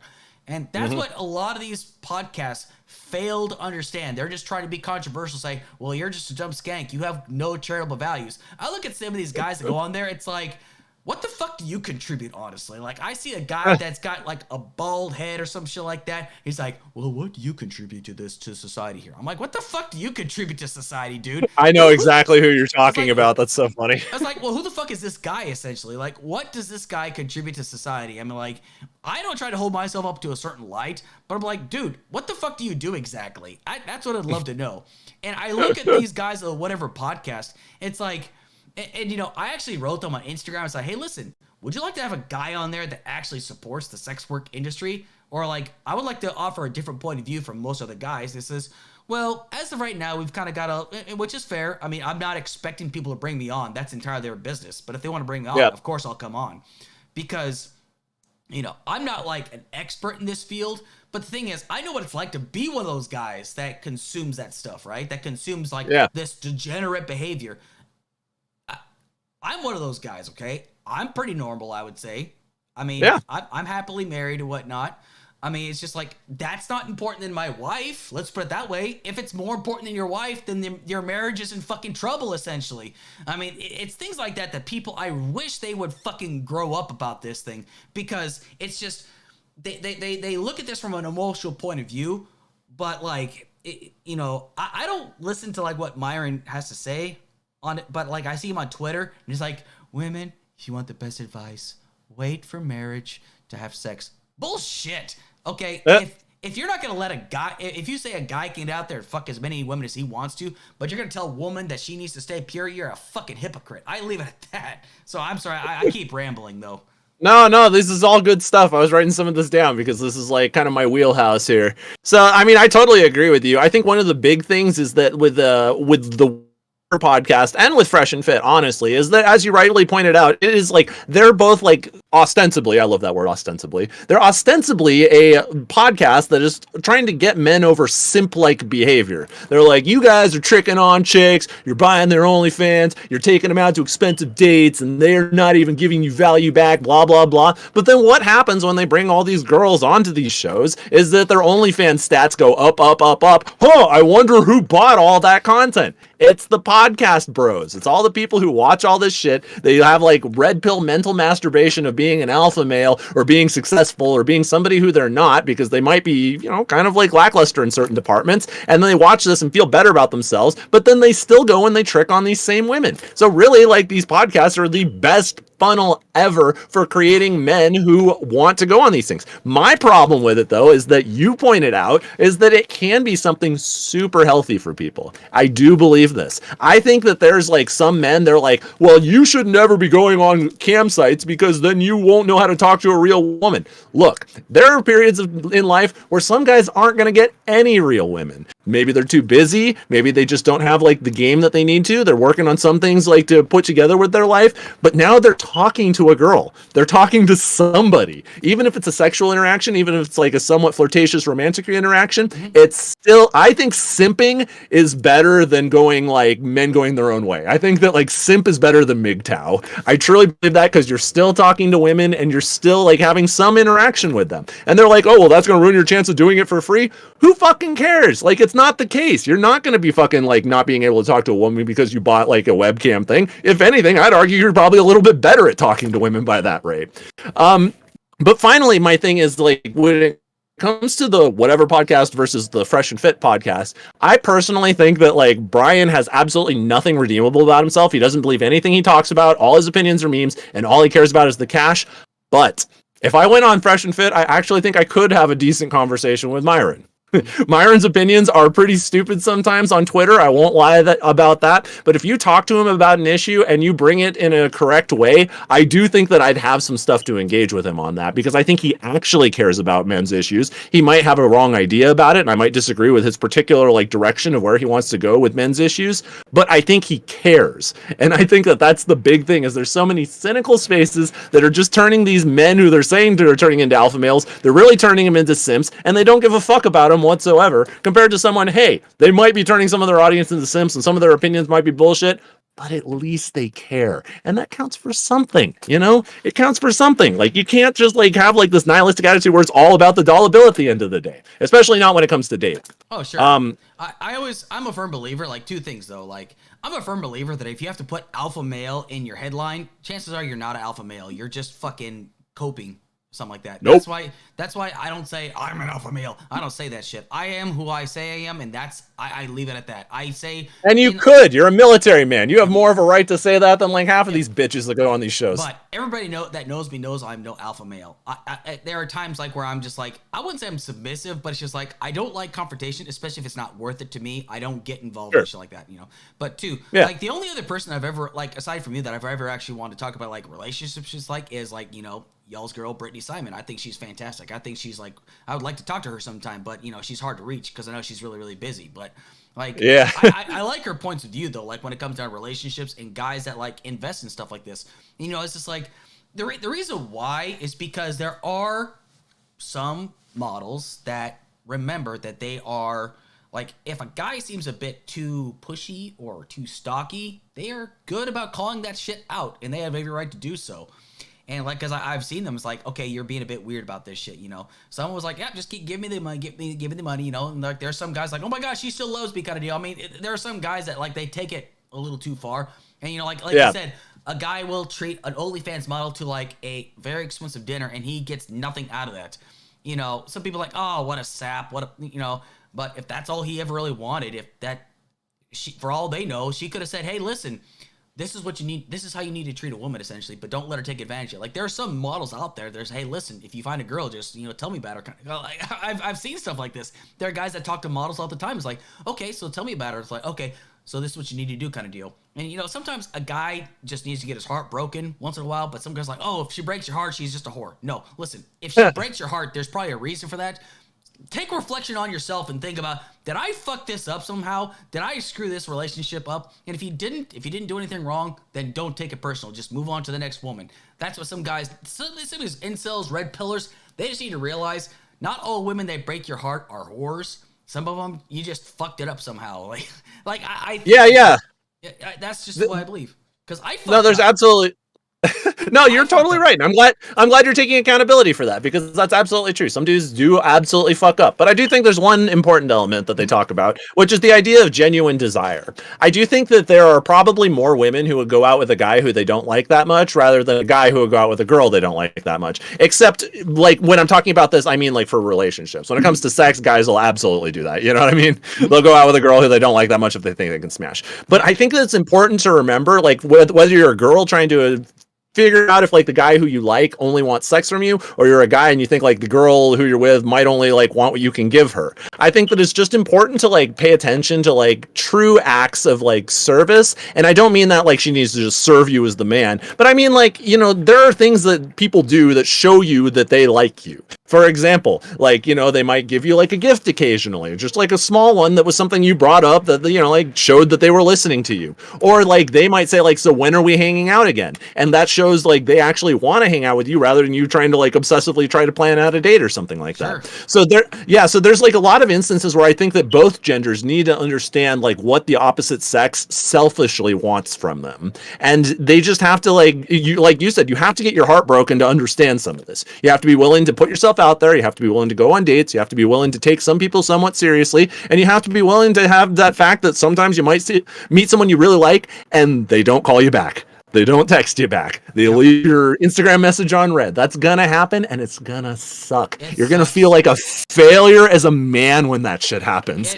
But but the thing is, it's not the end of the world. The thing that you're really going to have to learn is your emotional response to other people and how you can tailor that to really identify the person that is right for you. But that's another, like we were talking about with debating, that's another trial by fire. It's going to be harsh. It's going to be brutal. Sometimes women are going to call you like a weirdo or something just devastating. You know what I mean? They're going to be really fucking mean to you because girls get hit on a lot. Guys hit on girls in their DMs when they're just, like, going to the grocery store in baggy sweats and pants and stuff. Like, girls get opportunities for, like, guys a lot. And so I think that sometimes guys, like, when they hear, like, that rejection, they, like, take it, like, so harsh, but they don't realize that it's almost a defense mechanism because, like, if she entertained every guy who talked to her, she would have, like, dozens of children that she can't provide for. Exactly. She's gonna have, like, all these dudes who might even have, like, violent intentions or, like, like, repressed emotions that eventually come out in violent ways and stuff like that. If she doesn't have a very strict filtering mechanism that's gonna break some fucking hearts, then she would be in a very bad place biologically. So men, we just have to understand women are gonna reject us sometimes, and sometimes it's gonna feel like shit. You sounded like you identified with that. I want to hear your thoughts on it. So here's the thing, like, nothing is more prevalent than, like, being friend zoned, right? But sometimes, guys, I'm telling you this much, okay? If you're being friend zoned, take the friend zone, okay? Because you know what?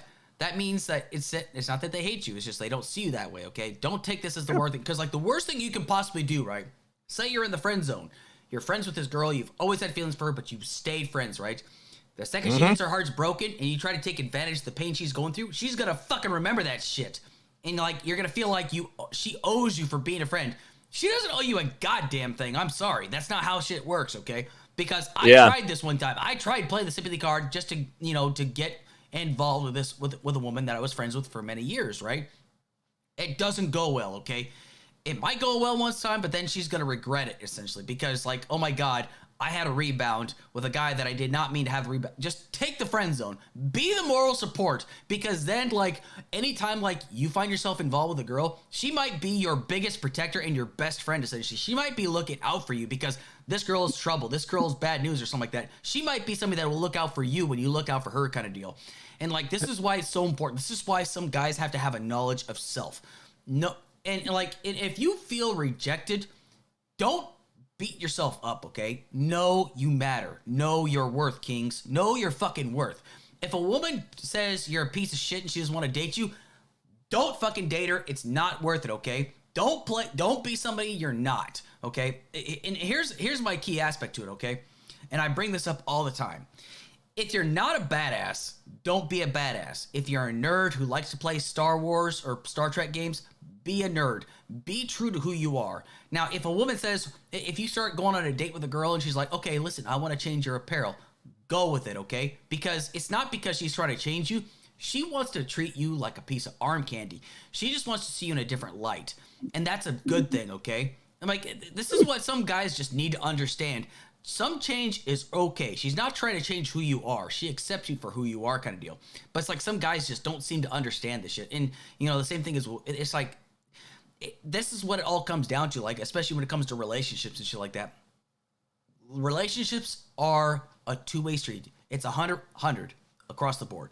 You give 100%, they give 100%. And that's just the way things are. Especially when you first started off, because that's how you find out what kind of a person you are, what kind of a person they are. That's why, like, if couples, like, move in together after, like, a few months together, that's good before they get married, because that way you learn your habits. You learn what she does, what time she gets up in the morning, how she likes her coffee, like, what time she gets home. Hey, listen, I did the chores last night. Can you take care of the dishes tonight? Yeah, sure, I can do shit like that. I mean, it's things like this, you know? That's why, like, some guys... Like, when people give these unrealistic expectations, right? Like, I'm the man, I work, you stay home, and you do the dishes. No, fuck that, okay? Now, if she's okay with that, that's their business. I don't give a shit. But if you just demand this shit because you're a man, you're fucked up like a football bat. I'm sorry. Because, I mean, communication is essential. That's the one thing that causes most relationships to fall apart. Communication and economics, your financial status.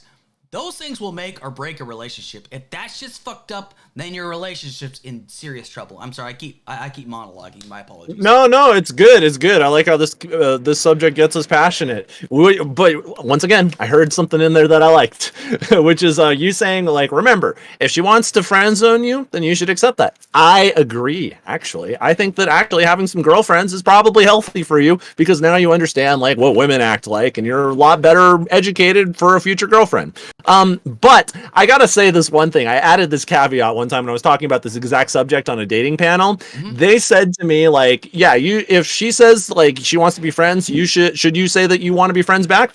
I say yes. But if you're pretty sure that throughout this relationship you're still gonna want to bang her, I think that it's personally the most honest and reputable thing you can do is say, I totally understand that and I'm willing to be your friend. However, if you ever find yourself single and hitting me up at 2 a.m. saying, what you doing, or something like that, you give me one of those texts, I'm fucking smashing, okay? That's how it is. Like, I'm not saying that, like, we have to, like, have any pressure on our relationship one way or another, and I won't put any pressure on that. But if one day you hit me up and say, I'm horny at 2 a.m., I'm fucking having you over, okay? Just being completely honest. I told a girl that, and she respected the hell out of my honesty. I was like, yeah, we can be friends, we can hang out, we can do this. I'm not gonna, like, turn everything sexual. I'm not saying I'm never gonna hit on you, because trust me, sometimes you're gonna say something flirty, and I'm gonna flirt back, okay? Yep. Like, this is gonna be, like, the nature of our friendship. But I promise you, like, I'm not gonna try and make, like, uncomfortable sexual advances. I'm not gonna be, like, out here, like, trying to, like, pressure you to get into a relationship with me, or anything like that. But if you ever hit on me, motherfucker, you're going down. All right. Like, that's my mentality about it. And so I think it is important to differentiate those things, because, yeah, you're sometimes still going to want to fuck your friends. It is what it is. And where's the aspect in there? Communication, right? Communication is very essential. Like, that's why, like, people need to understand, like, if you have a healthy communication, like if you work in a business, if you have a healthy communication with your boss, you're going to have a good working relationship. If you have a healthy communication with your spouse, your girlfriend, your boyfriend, your dog, your cat, what have you, you're going to have a good relationship. That's why communication is so essential. And it's so undervalued and so underrated, especially with your friends, right? Especially with some of your lady friends. Like, and like some guys like me, we already established this. I'm terrible at picking up signals, okay? I'm very direct. But like that's why, like, that's my own personal. It's like not anybody else's fault but mine kind of deal. But like, this is why, like, I don't know how I would go in, like, the whatever podcast or like the Fresh and Fit podcast. I might get a little passionate about it, but it's just like I think, like, these podcasts offer a very unrealistic expectation at times, and people just lap it up because it's a controversial issue. But I'm more of a realist when it comes to issues like this, and sometimes it's like a conservative talk show radio host, Michael Savage, once said, sometimes the best medicine tastes lousy. And sometimes I feel like I can offer the best evidence and it's going to taste lousy. Because, like, look at me. I'm not exactly the most attractive guy, but I've got the best woman in the world that married me, and I'm the luckiest man in the entire world. because of it. Because Yeah, Alex's wife is cute. I'm not hitting on her by saying this or anything. You did good, dude. I'm very proud of you. You found a great woman. Yes, thank you very much, and I do appreciate that. But it's just like, it's because I stayed true to who I was, and that's the most important thing that a guy can do, is stay true to who you are. And the same thing can be said for a woman.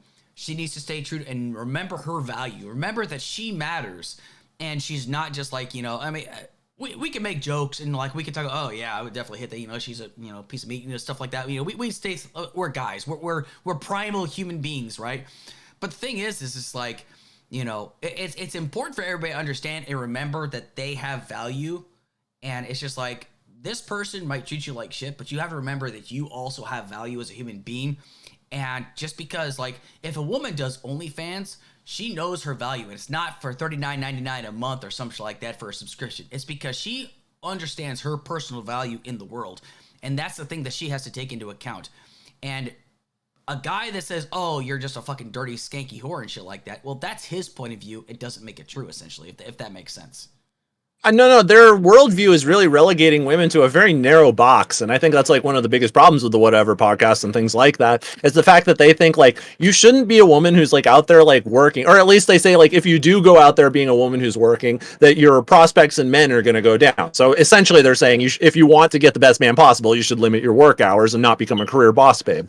And then the other thing they're saying is you shouldn't make money off of OnlyFans or anything like that, because that'll just make you a whore and no man's ever going to want to take you seriously. So what you realize is they've like literally like almost eliminated like every single avenue for women having like a survivability prospect, except for getting married and having a man take care of them. Like, you can't be a boss babe because men don't like that. They're never going to take you seriously. And you can't be an OnlyFans babe because they're going to think you're a whore and never take you seriously. So like, so what does that leave them? That only leaves them with the prospect of having a rich man who can take care of their every need and being at his whim while he goes out there and smashes other chicks and stuff like that. Well, she really does feel like a slave in the home, because the only thing she set herself up for as far as her own autonomy is what resources her husband is willing to allocate towards her. And that's just something I don't think any human being, let alone women, want to do. We have free will. We want to fucking do things with our lives. And a lot of the things that are masculine are very autonomous and things that people want to do because they lead to like having more self-power in this world. So like I said, what you're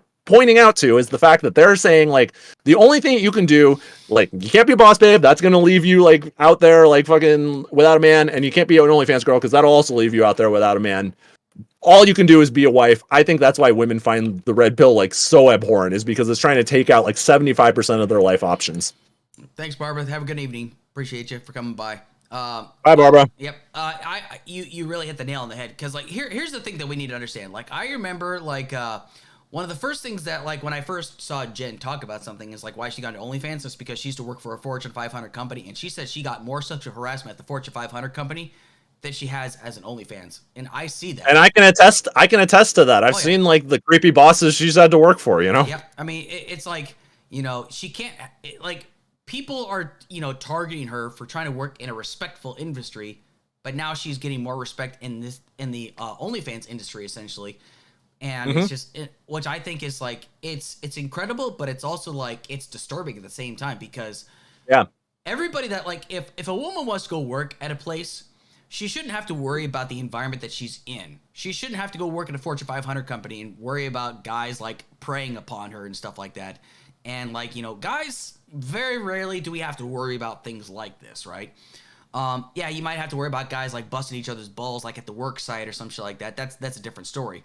But like the level of humiliation that some women have to go through is a completely different story. Like and you hit the nail on the head earlier. Like, women get hit on all the time. Like, the average woman gets hit on like thousands of times a week, maybe even a day sometimes. Especially like if she's like in her early 20s and she's a college student at Arizona State University, she's going to get hit on easily like a few hundred times that night alone. And That's funny that you mentioned that, because I'm talking to a hot girl from Arizona right now. Well, I can only imagine how many guys slid into her DM. God damn it. Exactly. But like, that's the thing, is just like, people do not understand that there's like a situation like that, and we need to take that into account. Now, if a woman wants to be successful, like as an entrepreneur, there is nothing wrong with that, because some of the most successful entrepreneurs right now happen to be women right now, especially in the country. Laura Griner is one of my favorite entrepreneurs. She's very, very successful, and it's not just because it's not because of her looks. It's because she's got great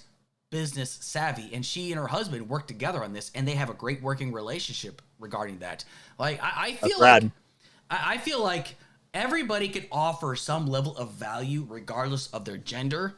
But some people just can't get out of their own way. It's like, no, sorry, no, woman has to stay home like it's the 1950s, okay? It's not 1970. Women can have their own fucking credit card. Let them be their own individual women. And just like, listen, if you don't want a woman that has a high body count of the double digits, then don't get with that woman. It's that simple. But like, if you want to find yourself like a prissy, uptight, conservative Christian household waiting for marriage, that's entirely your preference, okay?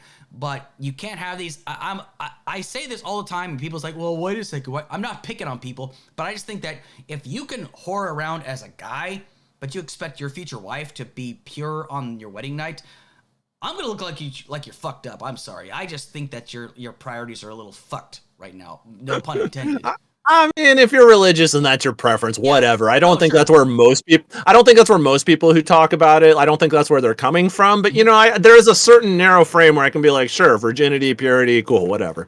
But I gotta say, like, when it comes to the boss babe versus the stay-at-home kind of girl, everybody always puts it like, kind of like what you're alluding to, which is there's the Christian trad wife who's gonna have muffins ready when you get home, and she's gonna be like sitting in a flowery dress and taking care of everything. When I think of like a boss babe versus like a stay-at-home woman, I think more of like Genevieve versus Lav, right? Like when I think of somebody who stays at home and like just spends her husband's money and doesn't have anything to do with her time and became a terrible fucking person as a result of that, I think of Lav Lune. Like that is like literally what she does. She doesn't even spend time with her husband, it doesn't feel like. She just like spends all night on like Discord groups because she has nothing but time on her hands and has been excommunicated by every avenue of the real world. So she is technically on paper like the stay at home and be kept woman, but she's a fucking nightmare. And someone like Genevieve, she's the manager of a major adult shop here in Las Vegas, and she's fucking respectable.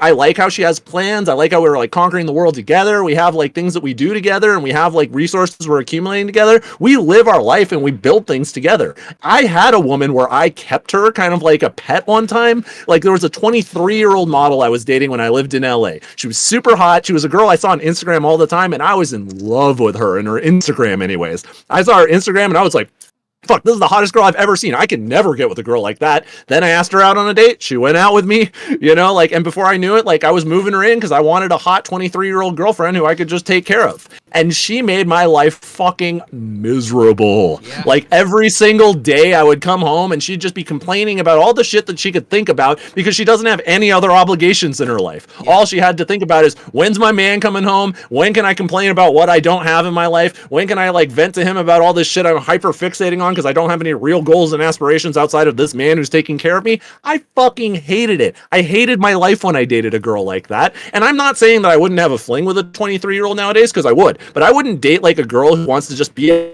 and pretty and do nothing else except for wait for me to come home so I can spoil her. Like that's not a satisfying relationship for me. And anybody who thinks that does sound like a satisfying relationship, I dare all of you in the audience, just think of Lav Lune and tell me, does that sound like a cool relationship to you? Now, I really don't really like to talk too much about Lav. I can't stand her. I think she's got an amazing singing voice. I'm not gonna lie. I've heard some of her songs. I'll talk about her. Okay, I'll talk about her. Yeah. Well, but you brought her up, so now we're opening up this can of worms. I think she's a complete fucking nutcase. I think she's completely fucking unhinged. And yeah, I listened to her songs on Spotify. She's very talented. She's got an amazing singing voice. Don't get me wrong, but like her points of view are fucked completely. And like, what was it? There was she's on Wix panel, and I was trying to use my computer, but I had to use my cell phone because for some reason my internet was acting up. So the topic was like, should women join the military? And she said my point of view was, I don't like to use the R slur, but she dropped the R slur. And I said, sweetheart, shut the fuck up. This is not your wheelhouse. Like, I don't like talking like that to women, but she drives me nuts. Like, I can't stand her. I consider her nails on the chalkboard, essentially. And I would definitely tell it to her face, essentially. I think she brings something out of men that like we don't want to have be brought out of us. One time she like argued with me on her like 18 plus page, like her OnlyFans Twitter. She started arguing with me on it, and then like somebody in the argument thread, she sent him a nude, and I said that it looked like she had stank pussy. And I regret saying that because that's not the kind of shit I She seems to bring out that side of people because she's so aggressive and annoying and bratty and uses her sexuality to weaponize it like as often as humanly possible, that it's just insane to me that she thinks that like she could like fulfill any kind of traditional like role in a household. Sure. But I'm sorry, I cut you off. Continue. It's okay. But it's just, I every time, like, if I see she's going to be on a panel, I try to skip that panel as much as possible, unless it's a topic I'm very, very interested in. Other than that, like, there are certain people that, like, I just choose not to engage with, period, because I might say something I might regret, and I don't want to get anybody's pages yeeted. Let's put it that way. Because you know me, I'm a pretty nice guy, but I've become a lot more hostile the past few months, especially towards people that I think that are bad faith. And like, I will. I'll try and watch my tone around you, buddy. Oh no, you're good, man. Like, when I talk about bad faith people, like if you and I are having a good debate, right? That's one thing. Like, it could be somebody I completely disagree with, and if I'm having a good debate with that person and we keep it civil, that's fine. But the second that you start attacking me, it's on like Donkey Kong. I'm going to start dropping like all kinds of expletives on you and shit like that because I don't give a shit anymore. Like, I tried being diplomatic and it got me nowhere. So now I'm just like, Dr. Jekyll, Mr. Hyde kind of deal. But it's just like, I don't, but the reason why people bring Lav onto their shows is because she's content. She is content gold. Because she brings, totally. People like to be controversial. They like the controversial shit. And that's probably why people don't want to bring me on, is because I'm not controversial enough, maybe. That's fine. That's their decision. If they don't want to bring me on, I'm not going to hate on them. Hey, can I be on your panel? Nope. Okay, fine, no big deal. I don't give a shit. But, But, so I don't take it personal. If people don't want to bring me on anymore, just tell me, hey, we don't want you on. I accept that. But, don't say, hey, we want to bring you on, but then, in secret, you don't really want to. Just be honest with me. I'll take it. I'm a big boy. I'm 41 years old, okay? I'm a grown-ass man, okay? Yeah, and don't get me wrong, like, I think that Lav is super fucking boring. Everything that I ever see her on, I don't understand the content aspect of it at all. Like, she just says, like, snarky shit to everybody else on the panel, and then she laughs at her own jokes. She'd be like, well, you would think that, wouldn't you? Yeah. Well, you would think that. I just want to be like, Lav, you crack yourself the fuck up. You need to work on everybody else in the panel, all right? Jesus Christ, you're not as funny as you think you are. I would love to see and you look like you smell bad. I would love to see her, like, go into a stand-up routine where everybody just starts roasting her because she can't fucking, like, crack a good joke. She's like, it's like she's like fucking, she's like Joaquin Phoenix's character in Joker. He tries to do stand up. He thinks that'd be hilarious. Yeah, like you like take Labs. You take that scene. You like superimpose Labs' face over Joaquin Phoenix's. Yes, absolutely. That would be hilarious. But, you could even take like her actual clips for the things she says and like interpose it in there, and it'll just be like the silenced audience reaction. Yep. Quite possible. Yep. Yeah, well, anyways, I'm glad we're both on the same page about that. But anyways, just to bring it back full circle really quick, the whole point about her is just simply the fact that, like, I think that, like, when you're talking about, like, like what the Red Pill podcast, like, says that a woman should be like versus, like, the unattractive traits, they're usually demonizing, like, women like Jen who, like, have careers and are, like, they have, like, their own thing going on. They're, like, really smart, intelligent. They bring a lot to the table, blah, blah, blah, compared to, like, somebody who's just, like, always at home and, like, always just, like, spending her husband's, like, money, like Lav. Like, that's like the dichotomy I see in my head. So I don't know how so many of these people are saying that, like, keeping your woman at home is the best thing you can do. In my opinion, you're just giving her, like, so much time on her hands to obsess over all sorts of things that aren't the relationship. Hopefully it's not a Discord group or something like that, because then it's a rabbit hole she'll never return from. Here's the thing. Like, when I tell people, like, when it comes down to relationships, you want to find somebody that brings out the best in you. Right? Not just somebody that, like, somebody that's, like, goal-oriented, but somebody that also brings out the best in you, essentially. And I love the fact that, Jen, like, is... she's driven. She's goal-oriented. One of my closest friends, his wife, she's goal-oriented. My wife is goal-oriented. And one of the things I love about my wife is, like, she likes to teach horse riding lessons, right? That's, like, her biggest passion. What kind of a man would I be if I told her she couldn't teach horse riding lessons? This relationship would not go anywhere, essentially, because this is her passion, essentially. This is something that she loves to do. And I would be, like, the biggest asshole in the world to tell her not to. I mean, I fully support her doing this. Sorry, baby, you lost me at horses. But, like, it's just, horses are a very expensive lifestyle to have. But it's like, this is so important to her identity, essentially. And this is, like, why the Red Pill community needs to understand something. You're going to meet a woman someday. She may not be the most ideal person, but there's gonna be something that's just gonna like strike something with you. It might be a little tingle down there in your little genital area, or you just like might find her to be very interesting. She's very, she's got a very good perspective on life. She's got a good hair on her shoulders. She's very financially responsible. Then you'll realize, holy shit, I've been getting lied to all my life. And I want you to figure that out on your own. Don't listen to me. You'll find this shit out on your own. But I'm just telling you, like, it's good to find a person who challenges you and a person that you really feel like you could spend the rest of your life with. And even if you don't get married, if you don't want to get married, don't get married. Nobody says you have to. That's like a social, like a social standard or something like that.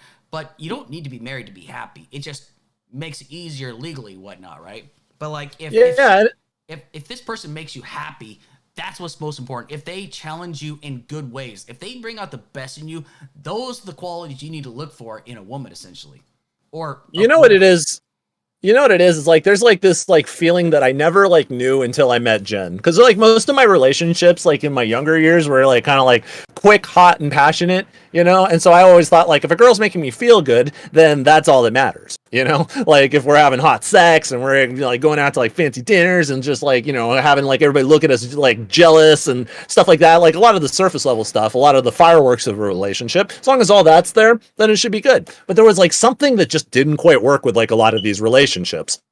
I got with Jen, I realized what it was, which is that there's like this deep peace that you feel when you're in the right relationship. There's like something that's like surprisingly unsexy, unpizzazz, something that's just like not razzmatazz. And sure, your relationship could be sexy and it could have a lot of like razzmatazz and like fireworks and stuff, but there is this underlying peace when you're just at home, you're just eating dinner together, maybe just watching a TV show, just having a conversation, and you just feel comfortable in life, you are going to want to hang on to that for all it's fucking worth, because that is rare. Having like your own space, your own life, and just having like a comfort and peace with a family is just something that like I now get why people are like, when you have children, it'll change you. Like you have like a set of priorities that come into your life that are just like, they give you so much comfort. They give you an identity. They give you something that you can look forward to every day. And sure. It's not going to be just like, it's not just going to be the fancy dinners. It's not just going to be like the hot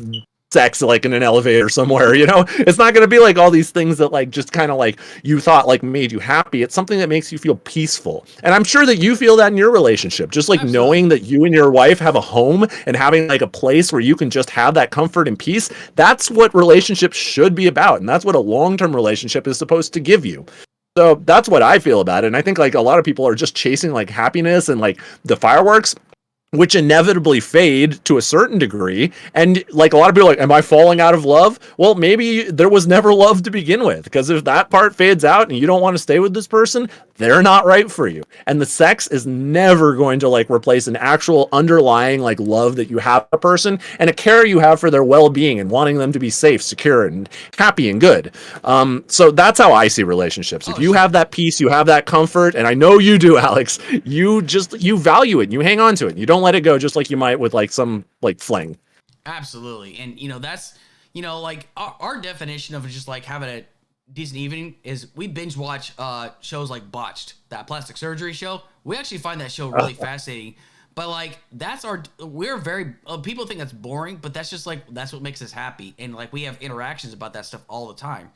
And it's just like, I always thought that I was like, because I had terrible luck.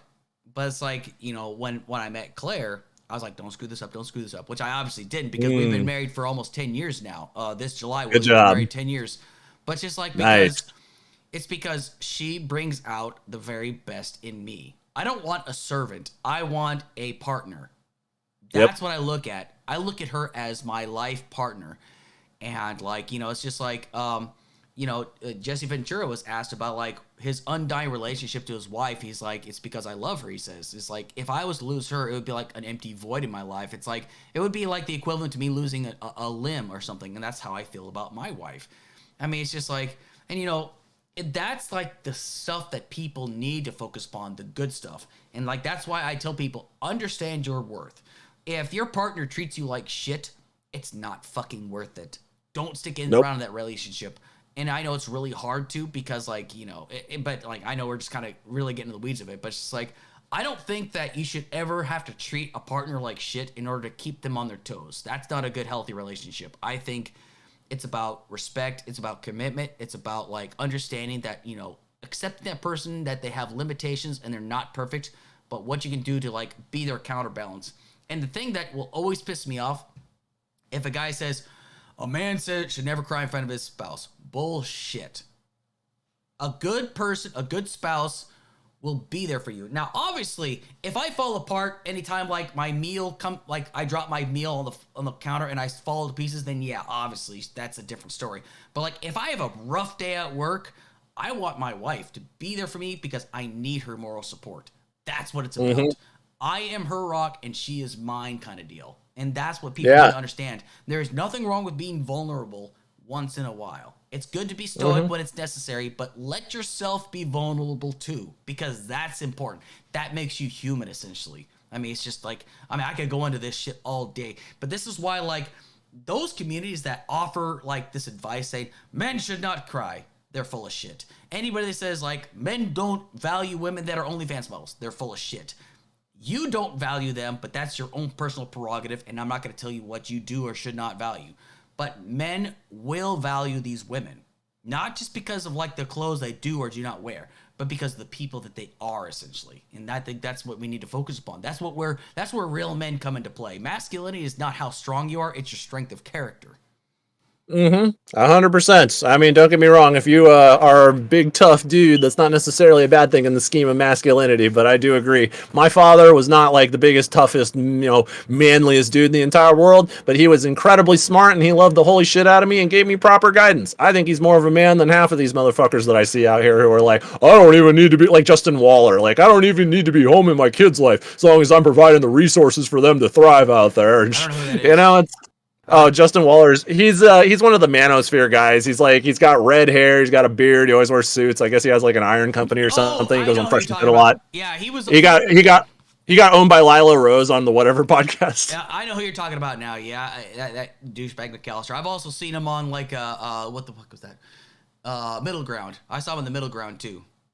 Yeah, he's under the impression that like all that it is to be a man is to just provide for your woman and stuff like that, because he was like saying like literally like I could have 5 families, like they never see me, but as long as I'm like providing all the resources they need, then they're good. I'm like, yeah, right. I'm sure that works out for like every like Hollywood producer or like son of a politician or whatever. Like these rich kids don't always end up okay when they don't have a strong masculine or like feminine or parental role in the home. If you just give them money, that's incredibly insane to me, but that seems to be like where they're coming from on the masculinity issue. 100%. Yeah, it's absolutely ridiculous. So, but yeah. Anyway, I think we can go ahead and wrap these up. I think we really just kind of killed it tonight. What can I say? Hey, I had fun talking to you, buddy. I love this shit. Absolutely. You want to go ahead and just kind of give yourself a shout out where people can find you as well, and any last minute thoughts you had to say about what we talked about tonight? Yeah, absolutely. Well, if you ever need either me or Jen to come on the podcast, we're happy to come on and talk about these issues, man, because we like you and we have fun doing this. My name is SleeveTRocks. I am a professional rock and roller. Quit corporate America to go play electric guitar. So, fucking maybe I'm an idiot, maybe I'm a genius. We'll find out in the next 5 years, I'm sure. But you can check me out at SleeveTRocks, SleeveTRocks. And that's basically every single platform. You can find me on Twitter, Twitch, YouTube, all that. Check me out. I play music. I go over dark philosophy, and I have chats with bass people like Alex. So hopefully you'll find me and you like what you hear. Absolutely. Hey man, this was a great time. Like I usually go like hour and a half. We've almost got 2.5 hours on this. I mean, that's what happens with good. I'm used to doing this shit for like 3 or 4 hours whenever I do it. I was ready for the long haul, my friend. Don't even worry about it. Hey, that's good though, man. But yeah, probably after this, I'm probably gonna get into Helldivers. I just downloaded Helldivers, and so far it's fucking insane. So like, I'll let you know more about it in your Discord, but like how it is. But anyway, so yeah, look out for it. I love video games. You know me. Absolutely. So hey, man, appreciate you. You have a great evening, and everybody else, I will see you next weekend. Take care. Alex Kirsch. Peace out, man. See ya.